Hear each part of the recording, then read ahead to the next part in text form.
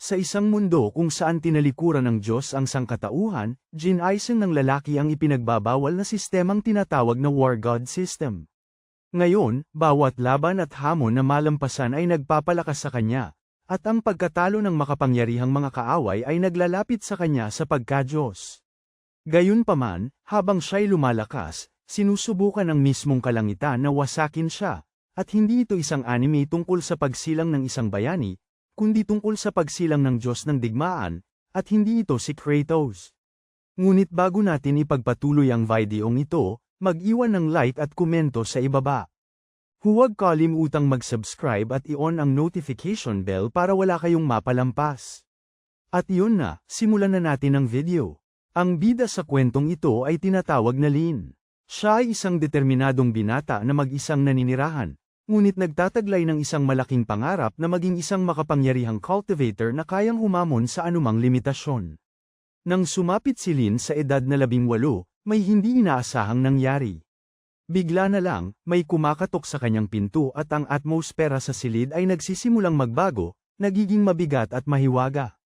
Nakakaramdam na may mali, binuksan ni Lin ang kanyang mga mata ng espiritu upang subukang alamin kung sino ang nasa labas. Sa sandaling yun, isang matindi at hindi kilalang enerhiya ang lumitaw sa harapan niya. Mukhang humahanga ang dayuhan sa kakayahang ipinakita ng ating bida, nang tangkaing humingi ng tulong si Lin. Isang makinang na matandang lalaki ang dumaan sa pintuan sa isang kisap mata, kinokontrol ang sitwasyon at dinala ang binata sa isang hindi kilalang lugar. Ang lugar na ito ay ang hangganan sa pagitan ng mundo ng mga mortal at ng mundo ng espiritu.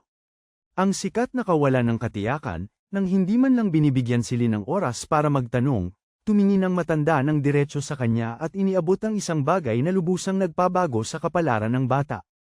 Ito ay isang banal na sistema, isang maalamat na kasangkapan na nagbibigay sa may dala nito ng kapangyarihan na parang Diyos. Na para bang hindi pa sapat yun, binigyan din siya ng matanda ng isang liham ng rekomendasyon, kaya pinapayagan si Lin na makapasok sa isa sa pinakatanyag na mga akademya ng paglilinang sa buong mundo ng espiritu. Matapos ibigay ang regalo at suportang ito sa bata, basta na lamang naglaho ang matanda, iniwan. Mahirap at si Lin ay medyo naguguluhan, ngunit lubos na nasasabik sa ideya ng sa wakas ay makilala ang matagal ng pinapangarap na espiritual na mundo. Walang anumang babala, isang maliit na nilalang espiritual ang lumitaw sa harap niya. Ito ay isang maliit na nilalang na tanging si Lin lamang ang nakakakita. Di nagtagal, kakaibang enerhiya ang nagsimulang magpakita, na nagpapakita na mayroong isang taong sinusubukang tumawid sa portal papunta sa mundong iyon.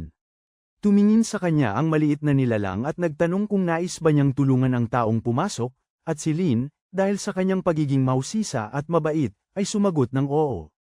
Sa sandaling pumayag siya, bumubukas ang tarangkahan at lumalabas ang bugso ng enerhiya. Bigla, isang babae ang nahuhulog sa ibabaw niya, at natamba sila.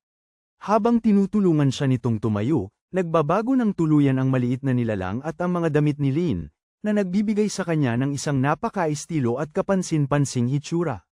Ngayon, handa na ang lalaki na gawing kanyang waifu ang babae. Ang babaeng ito ay tinatawag na Zyolin. Ngumingiti siya at pinupuri ang mga damit ng ating bida, iniisip na napaka-interesante ng kanyang hitsura. Pagkatapos nilang magpakilala, hinawakan ni Zyolin ang kamay ni Lin at sinabihan siyang sumunod sa kanya. Habang dumadaan sila sa malaking tarangkahan, sinimulan ni Zyolin na ipaliwanag ng kaunti ang tungkol sa paaralan ng paglilinang na papasukan nilang dalawa. Sa malayo, napansin nila ang malaking kaguluhan, dahil may nagaganap na pagsusulit upang sukatin ang antas ng kapangyarihan ng mga estudyante. Napakasimple ng proseso, kailangan lamang nilang ilagay ang kanilang kamay sa isang batong espiritual. Automatiko nitong ikakategorya ang naglilinang, at malalaman kung saang klase sila mapupunta. Sa unahan, ilang importanteng tao na ang kumukuha ng pagsusulit, at puno ang lugar ng mga nagmamasid. Nang tanungin ng ating bida kung ano ang antas ni Zyolin, tinawag siya para kumuha ng pagsusulit sa mismong sandaling iyon. Paglapit niya, maraming lalaki ang nagsimulang sumigaw ng kanyang pangalan, na nagpapakitang kilalang-kilala siya roon. Pagkahawak niya sa bato, lumabas ang resulta, Class 1, isa sa pinakamataas na klasifikasyon. Pagkatapos noon, ang susunod na pangalang tinawag, syempre, ay ang ating bida, at si Lin. Kinakabahan siya, dahil wala pa siyang napagyaman sa buong buhay niya, kaya kinuha niya ang kanyang sulat ng rekomendasyon at iniabot sa tagasuri. Nang marinig ng tagasuri ang pangalan ng nagpadala, isang maalamat na manggagamot na nakamit ang imortalidad, nagulat ang lahat at nagsimulang humanga sa bata. Nagkokomento na tiyak na isa siyang importanteng tao, pero alam na alam natin kung paano gumagana ang mga kwentong anime na ito. Siguradong bababa siya sa mas mababang klasifikasyon. Hintayin lang natin. Ginagamit ng psychologist na nasa harapan ng madla ang kanyang kapangyarihan para suriin si Lin at nakaramdam ng kakaiba sa kanya, sinasabing siguradong magugulat pa rin ang ating bida sa lahat. Pagkarinig nito, nagsimulang isigan ng mas malakas ng mga tao ang kanyang pangalan, hinihikayat ang binata kaya nagkaroon siya ng lakas ng loob na ipatong ang kanyang kamay sa bato. Ngunit sa gulat ng lahat ng nanunood, maliban sa amin na nakapanood na ng milyon-milyong anime, ang resulta ay naglagay sa kanya sa pinakamasamang klasifikasyon sa kasaysayan ng paaralan. Lumitaw ang maliit na nilalang ng sistema at ipinaalam na nakikita nito ang mataas na antas ng galit at paghamak na nakatuon sa kawawa nating bida. Habang ang isa pang estudyante ay kumukuha rin ng pagsusulit, makikita na siya ay nagtamo ng napakataas na mababang klasifikasyon at nagagalit ng labis, at nagpas siyang isisi ang lahat kay Atlin, sinasabing nagdala siya ng malas. Biglang, may sumulpot na isang lalaki at hinahamon ng ating bida sa isang laban sa lalong madaling panahon. Ito ay isang karaniwang pagtutunggali sa pagitan ng mga cultivator. Gayunpaman, dahil hindi pa rin alam ni Lin kung paano mag-cultivate, agad siyang hinawakan sa braso ng malaking estudyante at tumakbo, dinala siya diretso sa dormitoryo ng paaralan. Sa gabi, habang nakikipag-usap sa system, natuklasan ni Atlin na kailangan niyang magsanay upang tumaas ang level. Parang solo leveling lang. Kailangan niyang tapusin ang mga gawaing ibinigay para maka-level up at maging malakas. Ang unang gawaing bigay ng system ay napakasimple, pag-push up. Pagkatapos niyang mag-ehersisyo, lumalakas ang katawan niya, umaabot sa unang antas. Agad pagkatapos, gumawa pa siya ng 20 at umakyat sa ikalawang antas. Sa 100 push-up, umaabot siya sa ikatlong antas, at para makaabante pa, may ipinahayag ang system na nakakakaba. Ngayon kailangan niyang magawa ang 10 bilyong push-ups para makaabot sa susunod na antas, at sigurado ako na kahit buong buhay ko mag-push-ups, hindi ko maabot ang 10 bilyon, dahil hindi ko alam kung saan magsisimula o kung paano umunlad, at nagpas siyang hanapin ni Lin si Zayolan para humingi ng tulong. Ngunit, pagbukas niya ng pinto, may napansin siyang kakaiba. Sa labas mayroong sumusubok na sumalakay sa kanya. Dahil ang ating bida ay nasa ikatlong antas na ng lakas, madali niyang napabagsak ang lalaki. Ang sumugod sa kanya ay walang iba kundi si Chubby Guy mula sa pagsusulit, ang tanyag na si Deabao. Kilala siya sa mga estudyante sa pagiging tamad, pero mapanganib kapag totoong nagalit. Para hindi matalo sa laban, si Chubby Guy ay naglabas ng isang mahiwagang anteng-anteng, at pinaga niya ang kapangyarihan na nagpayanig sa lupa at nagpadikit sa hangin, nagpapalabas ng nakakatakot na enerhiyang espiritual. Sa sandaling yun, nagbabala ang sistema ni Lin na hindi niya kayang direktang labanan ang ganitong uri ng atake. Dahil napakalaki ng pagkakaiba sa enerhiya, ipinaalam sa kanya ng sistema na ang tanging pagkakataon niya ay gamitin ang portal ng kalangitan para wasakin ang talisman na ginagamit ng kaaway. Ngunit nagbabala ang sistema na ito'y lubhang mapanganib na paraan, dahil hindi pa niya lubusang gamay ang kakayahan na ito. Gayunpaman, at wala nang maraming pagpipilian si Lin at naghandang sumubok, pero hindi na niya kailangang gamitin pa ang portal. Dahil biglang lumitaw si Zayolan, hinarang niya ang atake gamit ang ginintoang liwanag na nagningning sa buong patio. Pagkatapos noon, nagsimulang sumigaw sa labas ng pinto ang tunay na Chubby Guy, hinihingi na papasukin siya. Napagtanto ng peking Chubby Guy na nasa harapan nila na siya ay natuklasan na at desperadong sinubukang atakihin si Zayolan. Ngunit mabilis na umaksyon si Lin, hamarang siya sa harapan niya at binuksan ang kanyang celestial portal, naglalabas ng enerhiya na sumire sa lupa at nagtulak sa kalaban na umatras, sinasamantala ang pagkakataon. Pinalabas ni Zayolan ang kanyang sariling espiritual na kapangyarihan at itinaboy ang nagpanggap mula roon, tinatapos ang paghaharap. Pagkatapos malutas ang problema, lumapit ang babae kay Lin, at bahagyang hinihingal pa, sinabi niya na pumunta siya sa akademya na iyon na may iisang layunin, ang maghanap ng sapat na lakas upang mapangalagaan ang mga taong mahal niya. Nang tumingin siya sa ating bida, nakaramdam si Ziolan ng kakaiba, isang presensya na nagpapaniwala sa kanya na balang araw ay magiging isang kahangahangang tao siya at hahangaan ng lahat. Hanggang dumating ang araw na yun, nangako siyang mananatili sa tabi niya at poprotektahan siya, at nakinig si Lynn sa lahat na may taos-pusong ngiti at tinanggap ito, nakakaramdam ng bagong motibasyon na sumisibol sa loob niya. Siya, at sino naman ang hindi gustong maprotektahan ng isang napakagandang babae na katulad nito? Seryoso, kinabukasan, sabay silang pumunta sa unang araw ng klase sa Akademya Espiritual, habang naglalakad sa mga pasilyong puno ng mga nagsasanay, at nagpasya si Lynn na gamitin ang isa sa mga kapangyarihan niya na kamakailan lang niya nabuksan, ang kakayahang makinig sa mga usapan mula sa malayo. Gustong-gusto talaga ng lalaki ang tsismis at gusto niyang marinig ang sinasabi ng lahat. Nakakamangha, pero ang hindi niya inaasahan ay siya ang pinag-uusapan ng lahat. Nauuwi sa pagkatuklas niya na tinatawag siyang kriminal ng karamihan at sinisisi sa pinakahuling pangyayari. Kawawa naman, kahit paano'y nababahala, sinusubukan niyang huwag pansinin ang mga komento at pumapasok sa silid-aralan. Doon niya natuklasan na isa sa kanilang mga guro ay isang matanda na nag-anyong isang buhay na puno. Gumagalaw ang mga sanga habang ito'y nagsasalita, nagpapaliwanag ng mga konsepto tungkol sa mga enerhiya at espiritual na pinagmulan. Bigla, isang magandang babae ang lumitaw mula sa isang portal ng liwanag, at pagkatapos noon, isang gwapong lalaki rin ang lumitaw sa tabi niya, na umaakit sa atensyon ng lahat. Napagtanto ng ating bida na si Sholan ay kapantay ng mga taong ito, sa ganda, pinagmulan at kapangyarihan, pero hindi tulad nila, nakakaramdam siya ng tunay na koneksyon sa kanya, isang bagay na higit pa sa panlabas na anyo. Nang marinig ito, napahiya at namula ang dalaga sa kanya. Sinimulan ng guro ang klase at pinapikit ang lahat, at si Lynn, dahil sa kanyang pagiging mausisa, ay nagpasyang gamitin ang kanyang espiritual na mga mata para subukang unawain kung ano ang nangyayari. Nakita niya noon na ang lahat sa paligid niya ay nagsasanay ng espiritual na enerhiya, sumisipsip ng nagniningning na mga butil. Mula sa hangin, di nagtagal, nagsimula ang klase sa pag-eeskrima, at itinuturo ito ng isang nakatatanda na nasa anyo ng espada, na ikinalito ng lahat, at halos mapahalakhak si Lynn. Sumunod naman ang isa pang guro. Ngayon ay nasa anyo ng isang bowl ang apoy. Mayroon ding guro na nasa anyo ng isang higanteng martilyo. Bawat isa ay nagtuturo ng iba't ibang uri ng kapangyarihan, at sa huli, turno na ng isang guro na may anyong tao, at nasa sabik si Lynn, iniisip na sa wakas ay maiintindihan na niya ang isang bagay. Iba sa ibang mga guro, nagbibigay ang teacher sa lahat ng cellphone na pinapagana ng enerhiyang espiritual. Talagang sinusubukan ng teacher na iwanan silang punong-puno ng dopamine. Ipinapaliwanag niya na ang misyon nila ay gamitin ang aparato hanggat maaari, upang matutong magdaloy at balansehin ang enerhiya. At sa tingin ko ako ay magaling dito, dahil palagi kong ginagamit ang aking cellphone.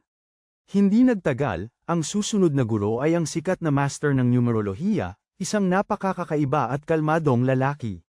Sinabi lang niya sa lahat na matulog, at isulat ang kanilang mga panaginip. Pagkatapos magbilang hanggang 3, at nagsimulang maramdaman ni Lynn na bumabaw ang kanyang pagod, nakatulog siya ng mahimbing. Pagkagising ni Lynn, tapos na ang klase. Ang klase na ay tungkol sa mahika. Tinawag ng guro ang pinakagwapong estudyante sa klase, at si Lynn mismo para magsanay ng magkasama. Para protektahan ang ating bida, humarang si Xiao at sinimulang atakihin ang gwapong estudyante. Kahit malakas ang babae, malaki ang agwat ng kanilang kakayahan. Ang kanyang espiritual na pinagmulan ay nagdulot ng matinding hamon sa lalaking mahaba ang buhok. Gayunpaman, sinasabi niya mismo na hindi pa sapat ang kanyang pagsasanay. Pagkatapos noon, iginigiit niya ang babae sa lupa gamit ang kanyang kapangyarihan, nang akmang sasaktan niya ito ng mas malakas. At humarang si Lynn, at binuksan muli ang kanyang celestial portal. Si Lynn ay seryoso habang ginagamit ang kanyang kapangyarihan. Ang guro ay medyo humanga, ngunit pinanatili ang kanyang karaniwang ekspresyon. Tuwang-tuwa, ipinagpatuloy ng mahabang buhok na lalaki ang pagsasanay at ikinulong silang dalawa gamit ang isang kadena. Sa paano man, nagawang sirain ni Lynn ang mga ito, at sa gitna ng laban, siya ay naging ang ika-4 na yugto. Pagkatapos palayain ang kapangyarihang ito, Nararamdaman ng ating bida na humihina ang kanyang katawan, at ang lalaking gwapo at mahaba ang buhok ay lumapit ng may pagpapakumbaba at sinabing natalo siya. Ang lalaki, bukod sa pagiging malakas, ay sadyang mapagpakumbaba. Pagkatapos noon, umalis ang guro at sinabihan ang mga estudyante na mag-aral ng mag-isa. Nang umalis ang guro, pinuri ng gwapong lalaki ang dalawang bagong dating at nag-alok ng tulong kung gusto nilang pagbutihin ang kanilang kapangyarihan.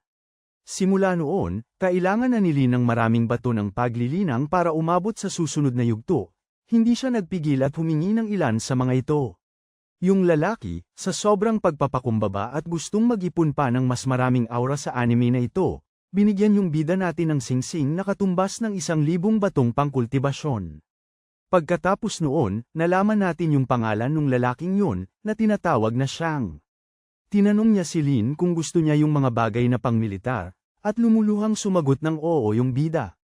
Tapos, nagpaalam si Shang na parang isang sundalo. Di nagtagal, may lumabas na isa pang magaling at magandang babae.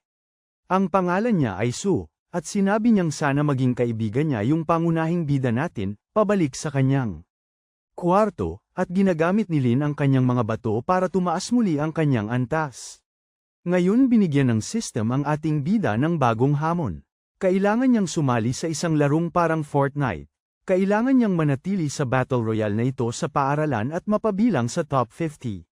Kung mabaigo siya sa hamong ito, gagawin siyang babae ng Divine Hack System, at ang pagbabago ay tatagal ng 1 taon. Sa labas ng dormitoryo, at sinusubukan ni Lin na malaman kung magugustuhan pa rin siya ng kanyang mga kaibigan kung sakaling maging babae siya.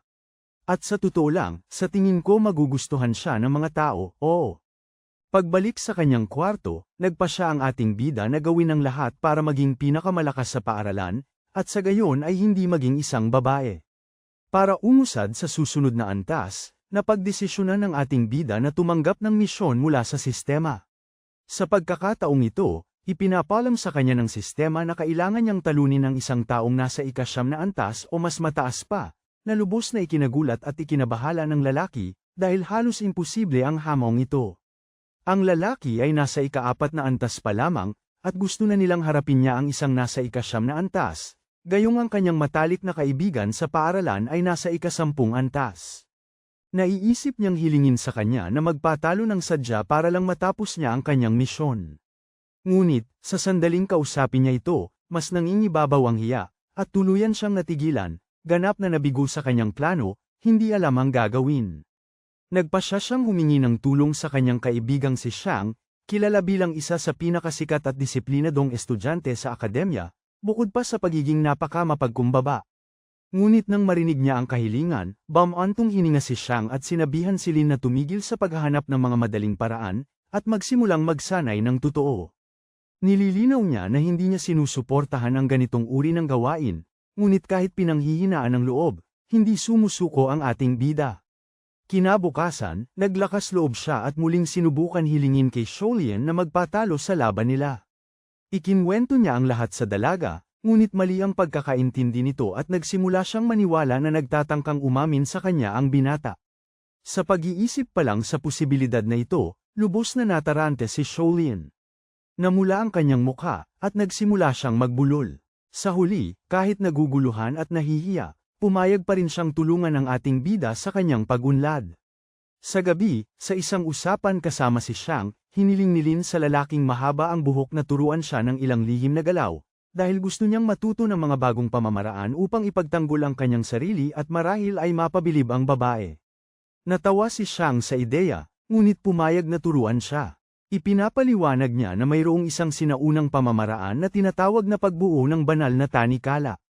Ito ay isang uri ng mabilis at eksaktong atake na maaaring gamulat kahit ang isang mas may karanasang kalaban. Kinabukasan, nagpas siyang subukan ni Lin ang isang bagong galaw. Sinubukan niyang gamitin ang teknik sa paraang pabiro kay Sholian, pero nagkamali siya ng husto sa kanyang ginawa. Nagulat ang dalaga at akala niya ay sinubukan talaga siyang atakihin. Nagsimulang umiyak, at nang makita siyang umiyak, nawala ang konsentrasyon ng ating bida at hindi sinasadyang nahawakan ang maling lugar. Mas lalo pa niyang pinalala ang sitwasyon, at umalis ang dalaga na umiiyak, naguguluhan at galit. Umalis siya na tinatawag siyang tanga, at iniwan si Lin na tulala. Kawawang bata, at kawawa rin si Lin na gusto lang magsanay. Pagkatapos ng sakunang ito, bumalik ang bida na wasak sa lugar ni Xiang at nagsimulang umiyak, naglalabas ng sama ng loob na lahat ay nagkamali. Maya-maya, sa dormitoryo na, sinusubukan ni Lin na magpahinga at napakain siya ng iba't ibang batong espiritual, sa pag-aakalang makakatulong ito sa pagbawi ng kanyang lakas. Ngunit sa halip na magkaroon ng kapangyarihan, ang resulta ay hindi maganda. Nagkaroon siya ng matinding pagtatae, isa sa pinakamalala sa buhay niya. Habang siya ay nagdurusa sa banyo, lumitaw ang sistema at ipinaalam sa kanya na gagastusin ng 13 buong araw na may pagtatae. Kawawang bata. Sa kabilang banda, nangangako ang sistema na sa sandaling matapos ito, makakakuha ang bida ng bagong lihim na kakayahan, kaya't siya ay nasa pagitan ng pag-asa at kawalan ng pag-asa. Dahil sa kanyang problema sa tiyan, hindi man lang siya makaalis ng kwarto para humingi ng tawad kay Zayolan, kaya't lumalaki pa ang kanyang pagkakasala. Lumipas ang mga araw na nakakulong siya sa banyo, at kumakalat ang mga tsismis sa buong paaralan.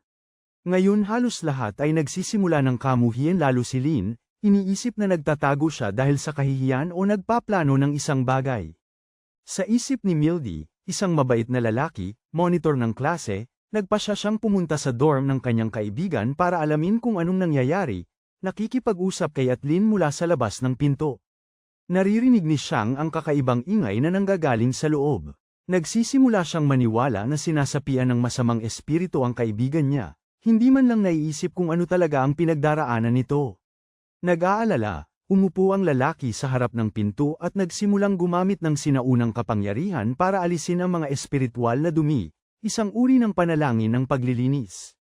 Kapag ginawa niya ito, agad na may nararamdaman ang ating bida, at ang buong katawan niya ay nagsisimulang tumugon sa pamamagitan ng paglalabas ng lahat ng sabay-sabay. Nang makita niyang gumagana ito, natuwa si Xiang at nagpas siyang ibigay ang kanyang makakaya para sa kanyang kaibigan, itinuon ang lahat ng kanyang espiritual na enerhiya sa paglilinis.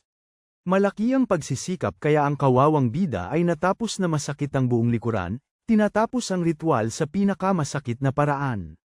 Sa paglipas ng panahon, lumapit ang dalawang kaibigan ni Lin sa kanyang dormitoryo at nakita ang gwapong lalaki, si Xiang. Naroon siya, ginagamit ang lahat ng kanyang espiritual na lakas, nagtitipon ng aura sa labas, habang sumisigaw si Lin sa loob na parabang dumaranas ng tunay na pagtataboy ng masamang espiritu. Ang ingay ay napakatindi kaya naaga nito ang atensyon ng lahat sa pasilyo, ngunit nananatiling matatag ang lalaking mahaba ang buhok, naniniwalang nililinis niya ang kanyang kaibigan. Matapos ang maraming pagsisikap at paghihirap, sa wakas ay nagawang lumabas ng ating bida mula sa silid, bahagyang mahina pa rin at pasuray-suray, at lumabas siya upang sumali sa labanan. Isang magandang pangyayari na magpapasya kung mananatili siyang lalaki o magiging panahon, sa kakaibang espiritual na dahilan. Mauuwi siya sa pagiging babae. Kahit umalis ng bahay, kawawa naman, sira pa rin ang sikmura niya, at ilang oras na lang. Doon natin malalaman na ang mga kakaibang guro ay mayroon palang anyong tao. Nag-aanyong kakaiba lamang sila tuwing klase, dahil tinatamad silang magturo ng personal. Pagdating ng lahat sa arena, isinasantabi ni Xiang ang pagpapakumbaba at nagsisimulang mag-alis ng maraming kalaban. Ng mga estudyanteng may mabilis at tiyak na atake, ipinapakita kung bakit siya itinuturing na isa sa pinakamahusay sa akademya.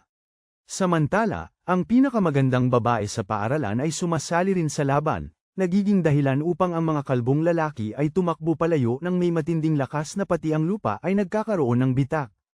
Pero ang ating bida at si Lin ay nakakaramdam ng matinding sakit sa kanyang tiyan kaya hindi man lang niya maisip na lumaban.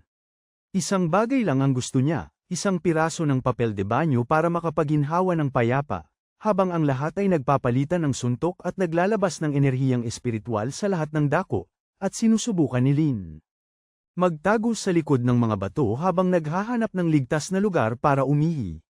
Pero malas siya. May isang lalaki na nakakita sa pinagtataguan niya at gustong makipag-away.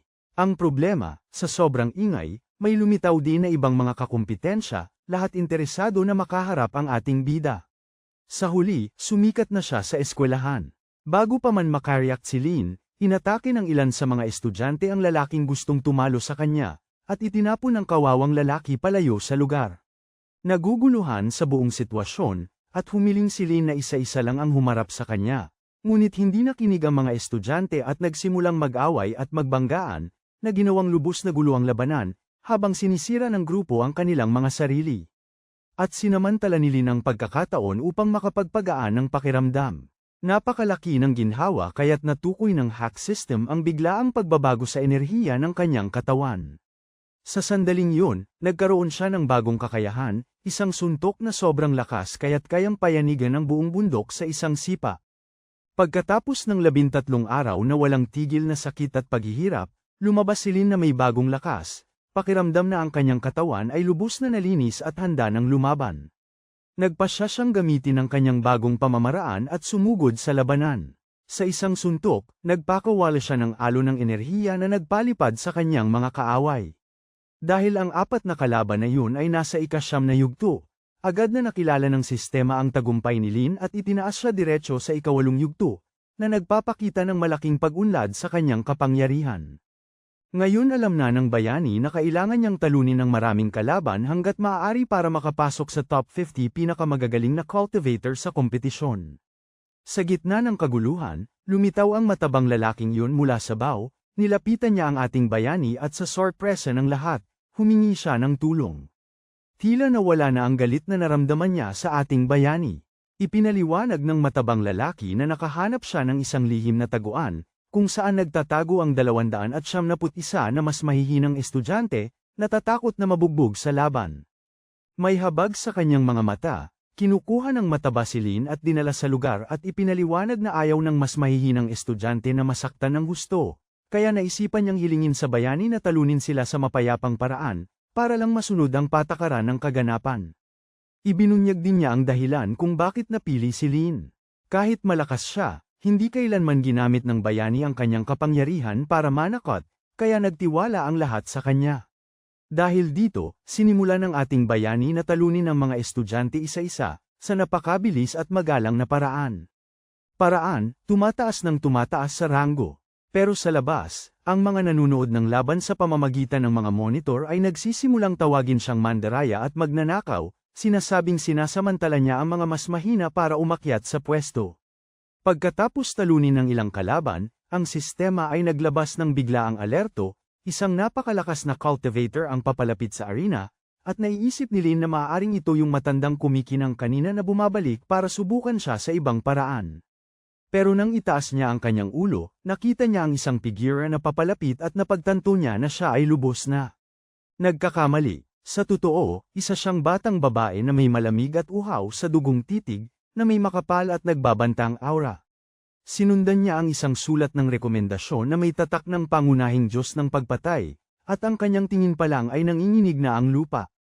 Ang pangalan ng batang babaeng ito ay Liu Kanhehua, pero para mas madali ang kwento dito, tawagin na lang natin siyang Liu. Lumapit ang babae kay Lin at tinitigan siya ng malamig at diretso. Walang paligoy-ligoy, binigyan niya ito ng 2 pagpipilian, makipaglaro sa kanya o maglaban hanggang may isa na mahimatay. Dahil takot mamatay, si Liu na ating bida ay mabilis na sumagot, at pilit itinatago ang kanyang kaba, nagpanggap siyang ngumiti. Tila ba, hindi talaga interesado si Liu na makipaglaban. Ang gusto niya lang ay makipaglaro sa kanya. Siguro dahil si Lin lang ang lalaki sa paaralang ito na galing sa mundo ng mga mortal. Ito'y nagpukaw sa kanya ng malaking interes, dahil hindi pa siya nagkaroon ng direktang ugnayan sa isang taong ganon. Nagsimula na ang laro, at si Liu ay nagtanong ng iba't ibang bagay tungkol sa mundo ng mga mortal, na nagpapakita ng tunay na interes sa simpleng bagay sa buhay ng tao. Sa pag-uusap na ito, lumalabas na noon pa man ay gusto na niyang bisitahin ang mundo ng mga mortal, pero hindi siya nagkaroon ng pagkakataon. Kaya habang siya ay naglalaro, nagkakasiyahan siya. At kasabay nito'y may natutuklasan siyang mga bagong bagay tungkol sa kabilang mundong ito na siyang kinagigiliwan niya.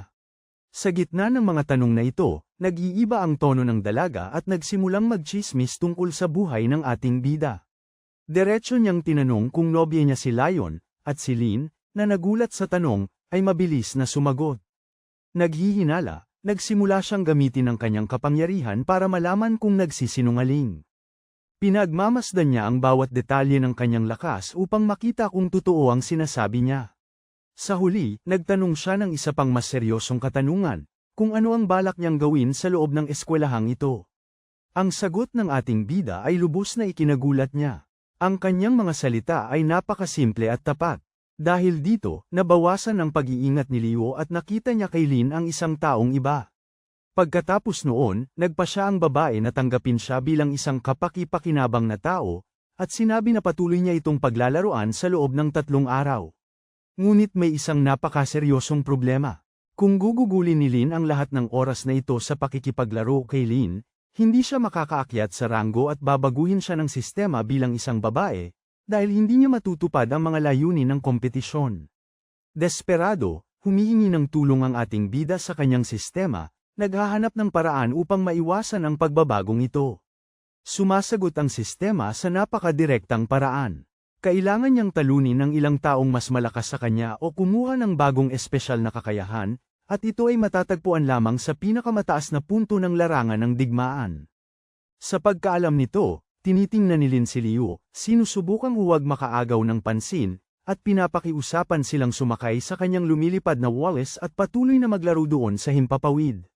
Dahil mas malinis ang hangin doon, at mas malakas ang enerhiyang espiritual. Samantala, sa ibaba, natagpuan ng tagapagturo ng aso si Zayolan at nagpas siyang sabihin sa kanya ang buong katotohanan. Ipinaliwanag niya na nagkaroon ng matinding pagtataas si Lin sa lahat ng panahong ito, at iyon ang dahilan kung bakit siya lumayo at hindi na nagpakita pa. Gulat ang babae, pero nakahinga rin ng maluwag, at napagtanto na ang dahilan ng kanyang pagkawala ay hindi katulad ng inakala niya. Kumalma siya ng husto, pabalik sa himpapawid, at naabot ni Lin ang isang lumulutang na bato, isang malaking espiritual na bato na nagniningning sa dalisay na enerhiya. Sinimulan niyang sipsipin ang lakas ng mundo na nagmumula rito.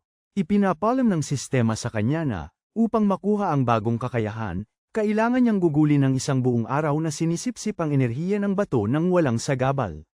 Habang siya ay naroroon, nakita ng bayani ang isang gwapong lalaki mula sa malayo, tahimik na nagmamasid. Ngunit sa isang kisap mata, nawala ang lalaki. Ang pinakakuryosong bagay ay tila hindi napansin ni Liu ang anumang bagay. Dumidilim at nagbabago ang atmosfera sa pagitan nilang dalawa. Nagsimulang maglaro ng seryoso ang ating bida at si Liu. Nakapagtataka, kahit na mahilig siya sa laro, natatalo si Liu sa bawat laban. Naiinis sa pagkatalo, ginamit ng babae ang kanyang talino at binago ang programa ng laro. Binago niya ang mga patakaran upang sa wakas ay manalo laban kay Atlin. Nang manalo siya, labis siyang natuwa at nagkatawanan silang dalawa. Sa gitna ng pag-uusap na ito, nagbitiw sila ng isang mapaglarong pangako. Sa hinaharap, pagkaalis nila sa akademya, magpapatakbo sila ng isang kumpanya ng laro bilang magkasosyo. Habang nagsisimula ng sumikat ang araw at nagsisimula ng tumilaw ang mga manok, nagpapahinga si Leo at napagsabi ng ilang malulungkot na bagay tungkol sa kanyang sariling buhay. Ibinunyag niya na ang kanyang pagkabata ay malungkot at puno ng mabibigat na responsibilidad, pero bigla, nagbago ang lahat.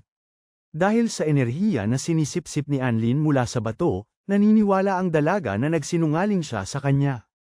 Sa paggamit ng kanyang kakayahan sa pagtukoy, nakikita niya ang isang siksik at kumikislap na enerhiya sa paligid ng kanyang katawan, at nang hindi nauunawaan kung ano ang nangyayari, iniisip niya na niloloko siya nito sa buong panahon.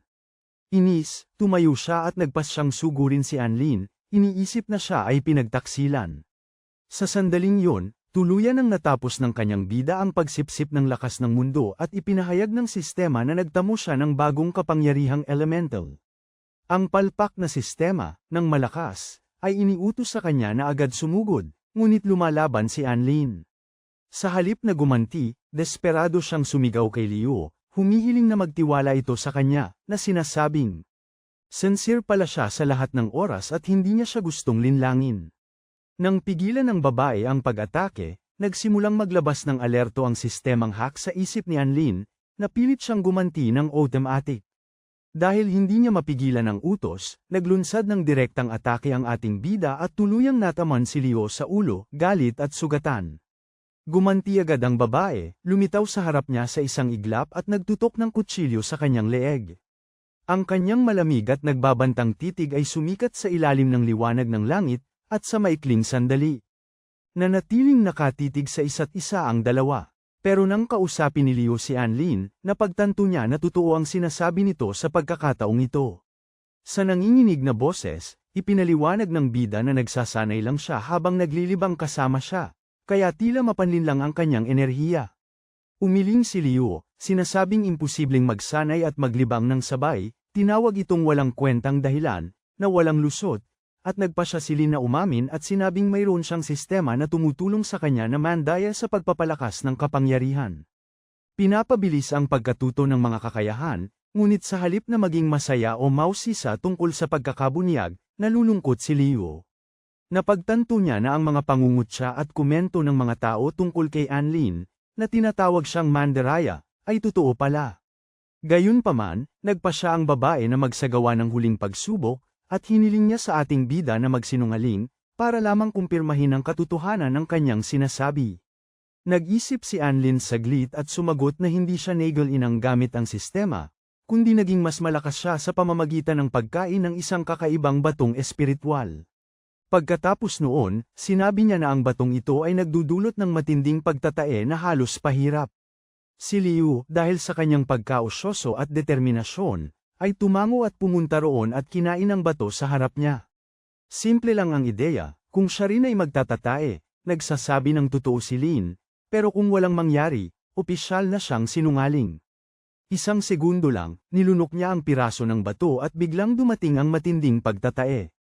Nagsimulang maramdaman ng babae ang hirap na dinanas ng ating bida, sa kabutihang palad para sa kanya. At ang bagong kapangyarihan ni Lin ay maaaring magpawalang bisa sa mga epekto ng batong ito. At nang hindi nag-iisip, ipinadala niya ang kapangyarihan at itinuro ito kay Liu. Ang gininto ang enerhiya ay bumalat sa katawan ng dalaga at unti-unti, nagsimula siyang bumuti ang pakiramdam, humihinga ng maluwag. Pagkatapos nito, inabutan ni Lin siya ng espesyal na telang espiritual na gawa para sa mga dumaranas ng kaparehong epekto ng bato. Bilang pasasalamat, binigyan ni Liu ang bayani ng isang aksesorya na isuot sa ulo, isang uri ng mahiwagang palamuti na may kakayahang protektahan siya mula sa nakamamatay na dagok. Pag-alis ni Wen at Lin para ipagpatuloy ang kanilang paglalakbay, lumitaw ang sistemang Rocky at ipinaalam sa kanya na ang pagkakataon niya na magkaroon ng pag-ibig kay Liu ay tumaas ng malaki. At ngayon nga, bata, isa pa para sa Harney and Lin. At habang lumilipad sa kalangitan, ang ating bida ay nakatagpo ang pinakamakapangyarihang estudyante sa buong akademya ng mga magsasaka. Ang lalaking yun ay magdedeklara sana ng digmaan, at naghahanap siya ng estudyanteng nagngangalang Shen Shen. Nagbabala siya sa lahat na kung hindi susulpot si Shen Shen para lumaban, tatalunin niya ang lahat ng higit pa. Kaysa sa 20,000 estudyante ng paaralan nang sabay-sabay hanggang sa matagpuan niya ito. At pinapanood ni Lin ang eksena mula sa malayo, nagulat sa kayabangan ng lalaki. Bigla siyang nakaramdam ng kakaiba, isang maliit na tracker na nag-vibrate. Nang tignan niya, napagtanto niya na ang signal ay galing kay Zayolan, na tila nasa panganib, kaya't hindi na siya nag-aksaya ng oras. Binago agad ng bida ang kanyang direksyon at lumipad upang sagipin ang kanyang kaibigan. Sa ibang bahagi ng labanan, si Zayolan at ang instruktor ng aso ay napapaligiran ng ilang estudyante. Tumayo sila para lumaban, ngunit pagod na pagod siya at halos hindi na makagalaw ang aso. Sa sandaling malapit ng tamaan si Zayolan, lumitaw si Lin na lumilipad, sumangga sa atake at nailigtas silang dalawa sa isang kagila-hilalas na kilos. Gamit ang kanyang bagong kapangyarihan ng lupa, nagpakawala ang bayani ng isang alon ng pagpapagaling na nagbalik ng lakas sa kanyang kasamahan. Ngunit bago pa sila makakilos, sumulpot ang pinakamalakas na estudyante sa akademya, at sa isang galaw lamang, winasak niya ang daan-daang estudyante, sinira ang lahat sa paligid. Napakalakas ng atake kaya si Lin at ang kanyang mga kaibigan lamang ang nakaligtas, at ito ay dahil sa mga palamuti sa ulo na ibinigay ni Liu kay Lin. Ang mahiwagang bagay ay sumipsip ng bahagi ng impact at iniligtas siya mula sa tiyak na kamatayan. Nang hamupa ang alikabok, ang parang ay wasak, sa mahigit 20,000 na estudyante, 132 na lamang ang natira, at sinamantala ni Lin ang kaguluhan upang tapusin ang mga kalaban na nakatayo pa. Nagkamit ng mas maraming tagumpay at umakyat sa ika-9 na antas ng kapangyarihan. Pagkatapos ng laban, nakahanap siya ng sandaling katahimikan at humingi ng tawad kay Zayolan para sa lahat ng pinagdaanan niya. Ngumiti ang dalaga, tinanggap ang tawad, at ang dalawa ay naging magkaibigan muli tulad ng dati, ngunit malayo pa sa katapusan ang kaguluhan. Dahil hindi pa rin nagpapakita si Shen Shen, ang lalaking kidlat, ang numero 1 estudyante, ay nagpahayag na wawasakin niya ang buong gubat ng 1,000 taluktok. Ito ay isang sagradong lugar kung saan ginanap ang torneo. Pinanood ng mga guro ang mga pangyayari mula sa malayo, tense, ngunit nagpas siyang huwag munang makialam. Napapansin na mananatili ang balanse sa larangan ng digmaan. Bigla, lumitaw si Xiang at ang pinakamagandang babae sa akademya, na nagngangalang Sun, para harapin ang estudyanteng ito na numero 1. Tumawag si Xiang ng isang malaking espiritual na kulungan at sumigaw sa lahat ng natitirang estudyante na itaas ang kanilang mga kamay upang magbigay ng kanilang enerhiya para palakasin siya. Kahit na may pinagsamang enerhiya ng daan-daang estudyante, madaling nakawala ang kalaban mula sa gapos, sumisira sa lahat ng bagay sa paligid. Sinubukan ni Sun ang isang harapang atake, ngunit madaling sinalag ng lalaki ang lahat ng suntok. Pagkatapos ay itinutok niya ang sibat sa kanya at nag-atubili sandali, at medyo nahihiya ay sinubukan niyang yayain siya. Si Sun, na naiinip, ay tinanggihan ng imbitasyon at inuntog ang sibat, sinadyang inaalis ang sarili sa labanan, para lang hindi na kailangang pakinggan ang lalaki. Tumawa si Xiang at sinabi na gusto ni Sun ang mga lalaking hindi laging nagpapakita ng kanilang hubad na dibdib. Nang marinig ito, ang numero 1 estudyante ay nainis at ibinunto ng lahat ng galit kay Xiang, nagpakawala ng napakalakas na atake. Sa kasamaang palad, ang pinakamagaling at mabait na karakter sa kwento ay natanggal dito, kaya natahimik ang buong lugar. Nang maghanda ang estudyanteng nangunguna para talunin si Enlil, nagliwanag ang langit sa gintong sinag, at may lumitaw na figura sa harap niya. Ito ay si Shen Shen, at sa isang daliri lamang ay pinawi niya ang kidlat na pinakawalan ng pinakamakapangyarihang estudyante, na nagpapakita na dumating na ang tunay na halimaw ng akademya. Ito rin ang taong nagpakita kay Enlil dati. Pagkakita niyang muli sa ating bida, tinitigan siya ni Shen Shen ng may mahinahon ngunit nakakapangilabot na titig, halos sumakit na naman ang tiyan ng ating bida sa pagtingin pa lamang sa kanyang mukha. At sa isang kalmadong tinig ngunit puno ng awtoridad, sinabi niya kay Enlil na kailangan niyang matutunan ang maalamat na galaw, ang daliring hatilangit, at ang kakaibang pangalan nga naman. Ito ay isang sinaunang teknik na may kakayahang pam-unit ng langit at yumanig sa balanse ng mundo, at tinangka nili na magtanong, ngunit ngumiti lamang si Shen Shen at naglaho, iniwan si. Ang bayani ay lubos na nalilito, puno ng pag-aalinlangan. Ilang segundo ang lumipas, lumitaw ang hack system at ipinaalam sa kanya na may bagong update na dumating, ngunit hindi ito nakakatuwa. Parang Windows update lang, puro kalungkutan, wala nang iba pa. Ang tsansa na hindi maging babae si Enlil ay bumaba sa 0 points ay madali isa. Napakaraming zips na ang isang yun ay kumakatawan sa isang posibilidad na halos imposible. Ngunit kahit na ganoon, hinahawakan ng ating bayani ang tsansang yun na 0 points ay madali isa, at siya. Naniniwalang kahit maliit lang, may pag-asa pa rin siyang manalo, kaya sumusugod siya. Ang lalaking ito na nakita natin hanggang ngayon ay tinatawag na Wen. Siya talaga ang pinakamalakas na estudyante sa akademya, at kung matatalo niya si Wen, nangangako ang sistema na aabot siya sa ikalawang ranggo. Sa gayon, ang buhay niya ay babalik din sa normal, nang walang di inaasahang pagbabago, kahit pansamantala. Alam ito at walang ibang magandang pagpipilian, nagpa siya ang ating bida na harapin ang imposible. Huminga siya ng malalim at tumingin sa abot tanaw at tinawag ang pinakamalakas na estudyante para lumaban.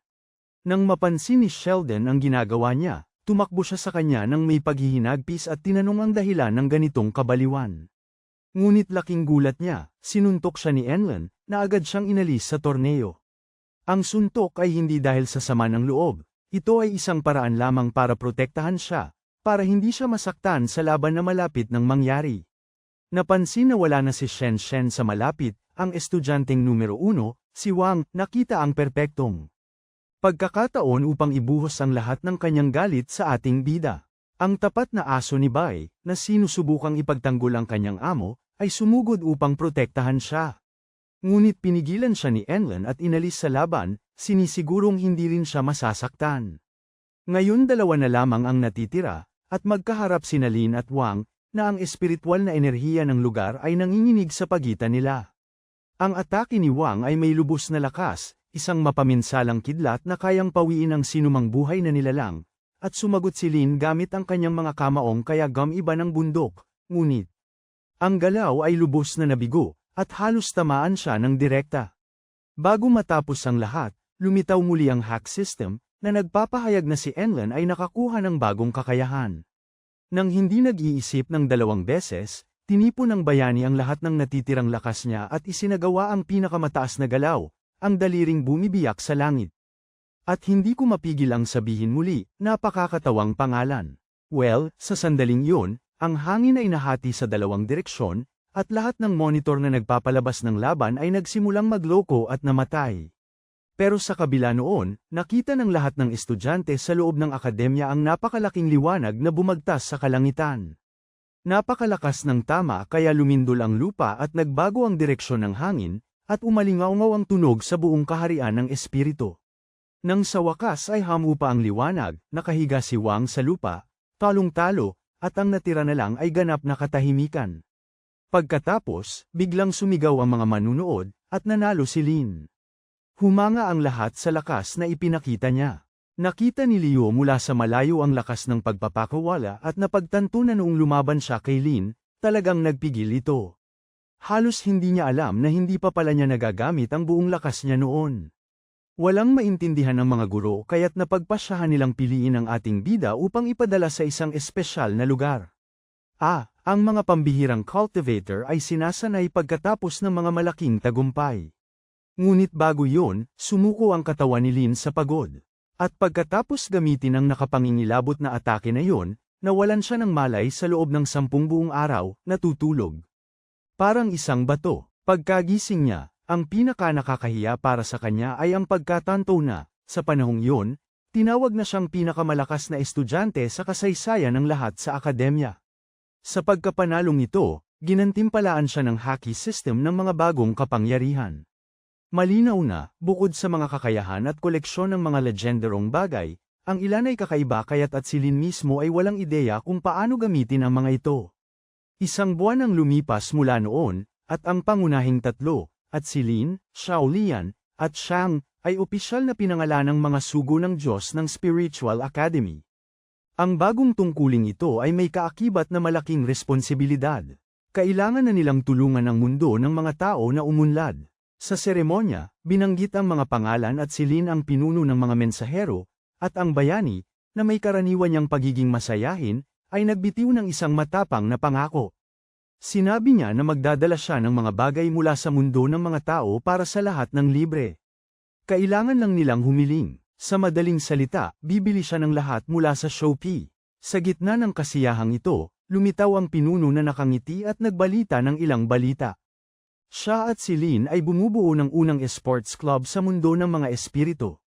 Ang ideya ay simple, isang grupo na nakatuon sa paglalaro at pagre-relax, nagkakasiyahan at nakakalimot ng kaunti sa bigat ng pagpapahusay ng kanilang espiritu, simpleng paglalaro at pagpapahinga lamang.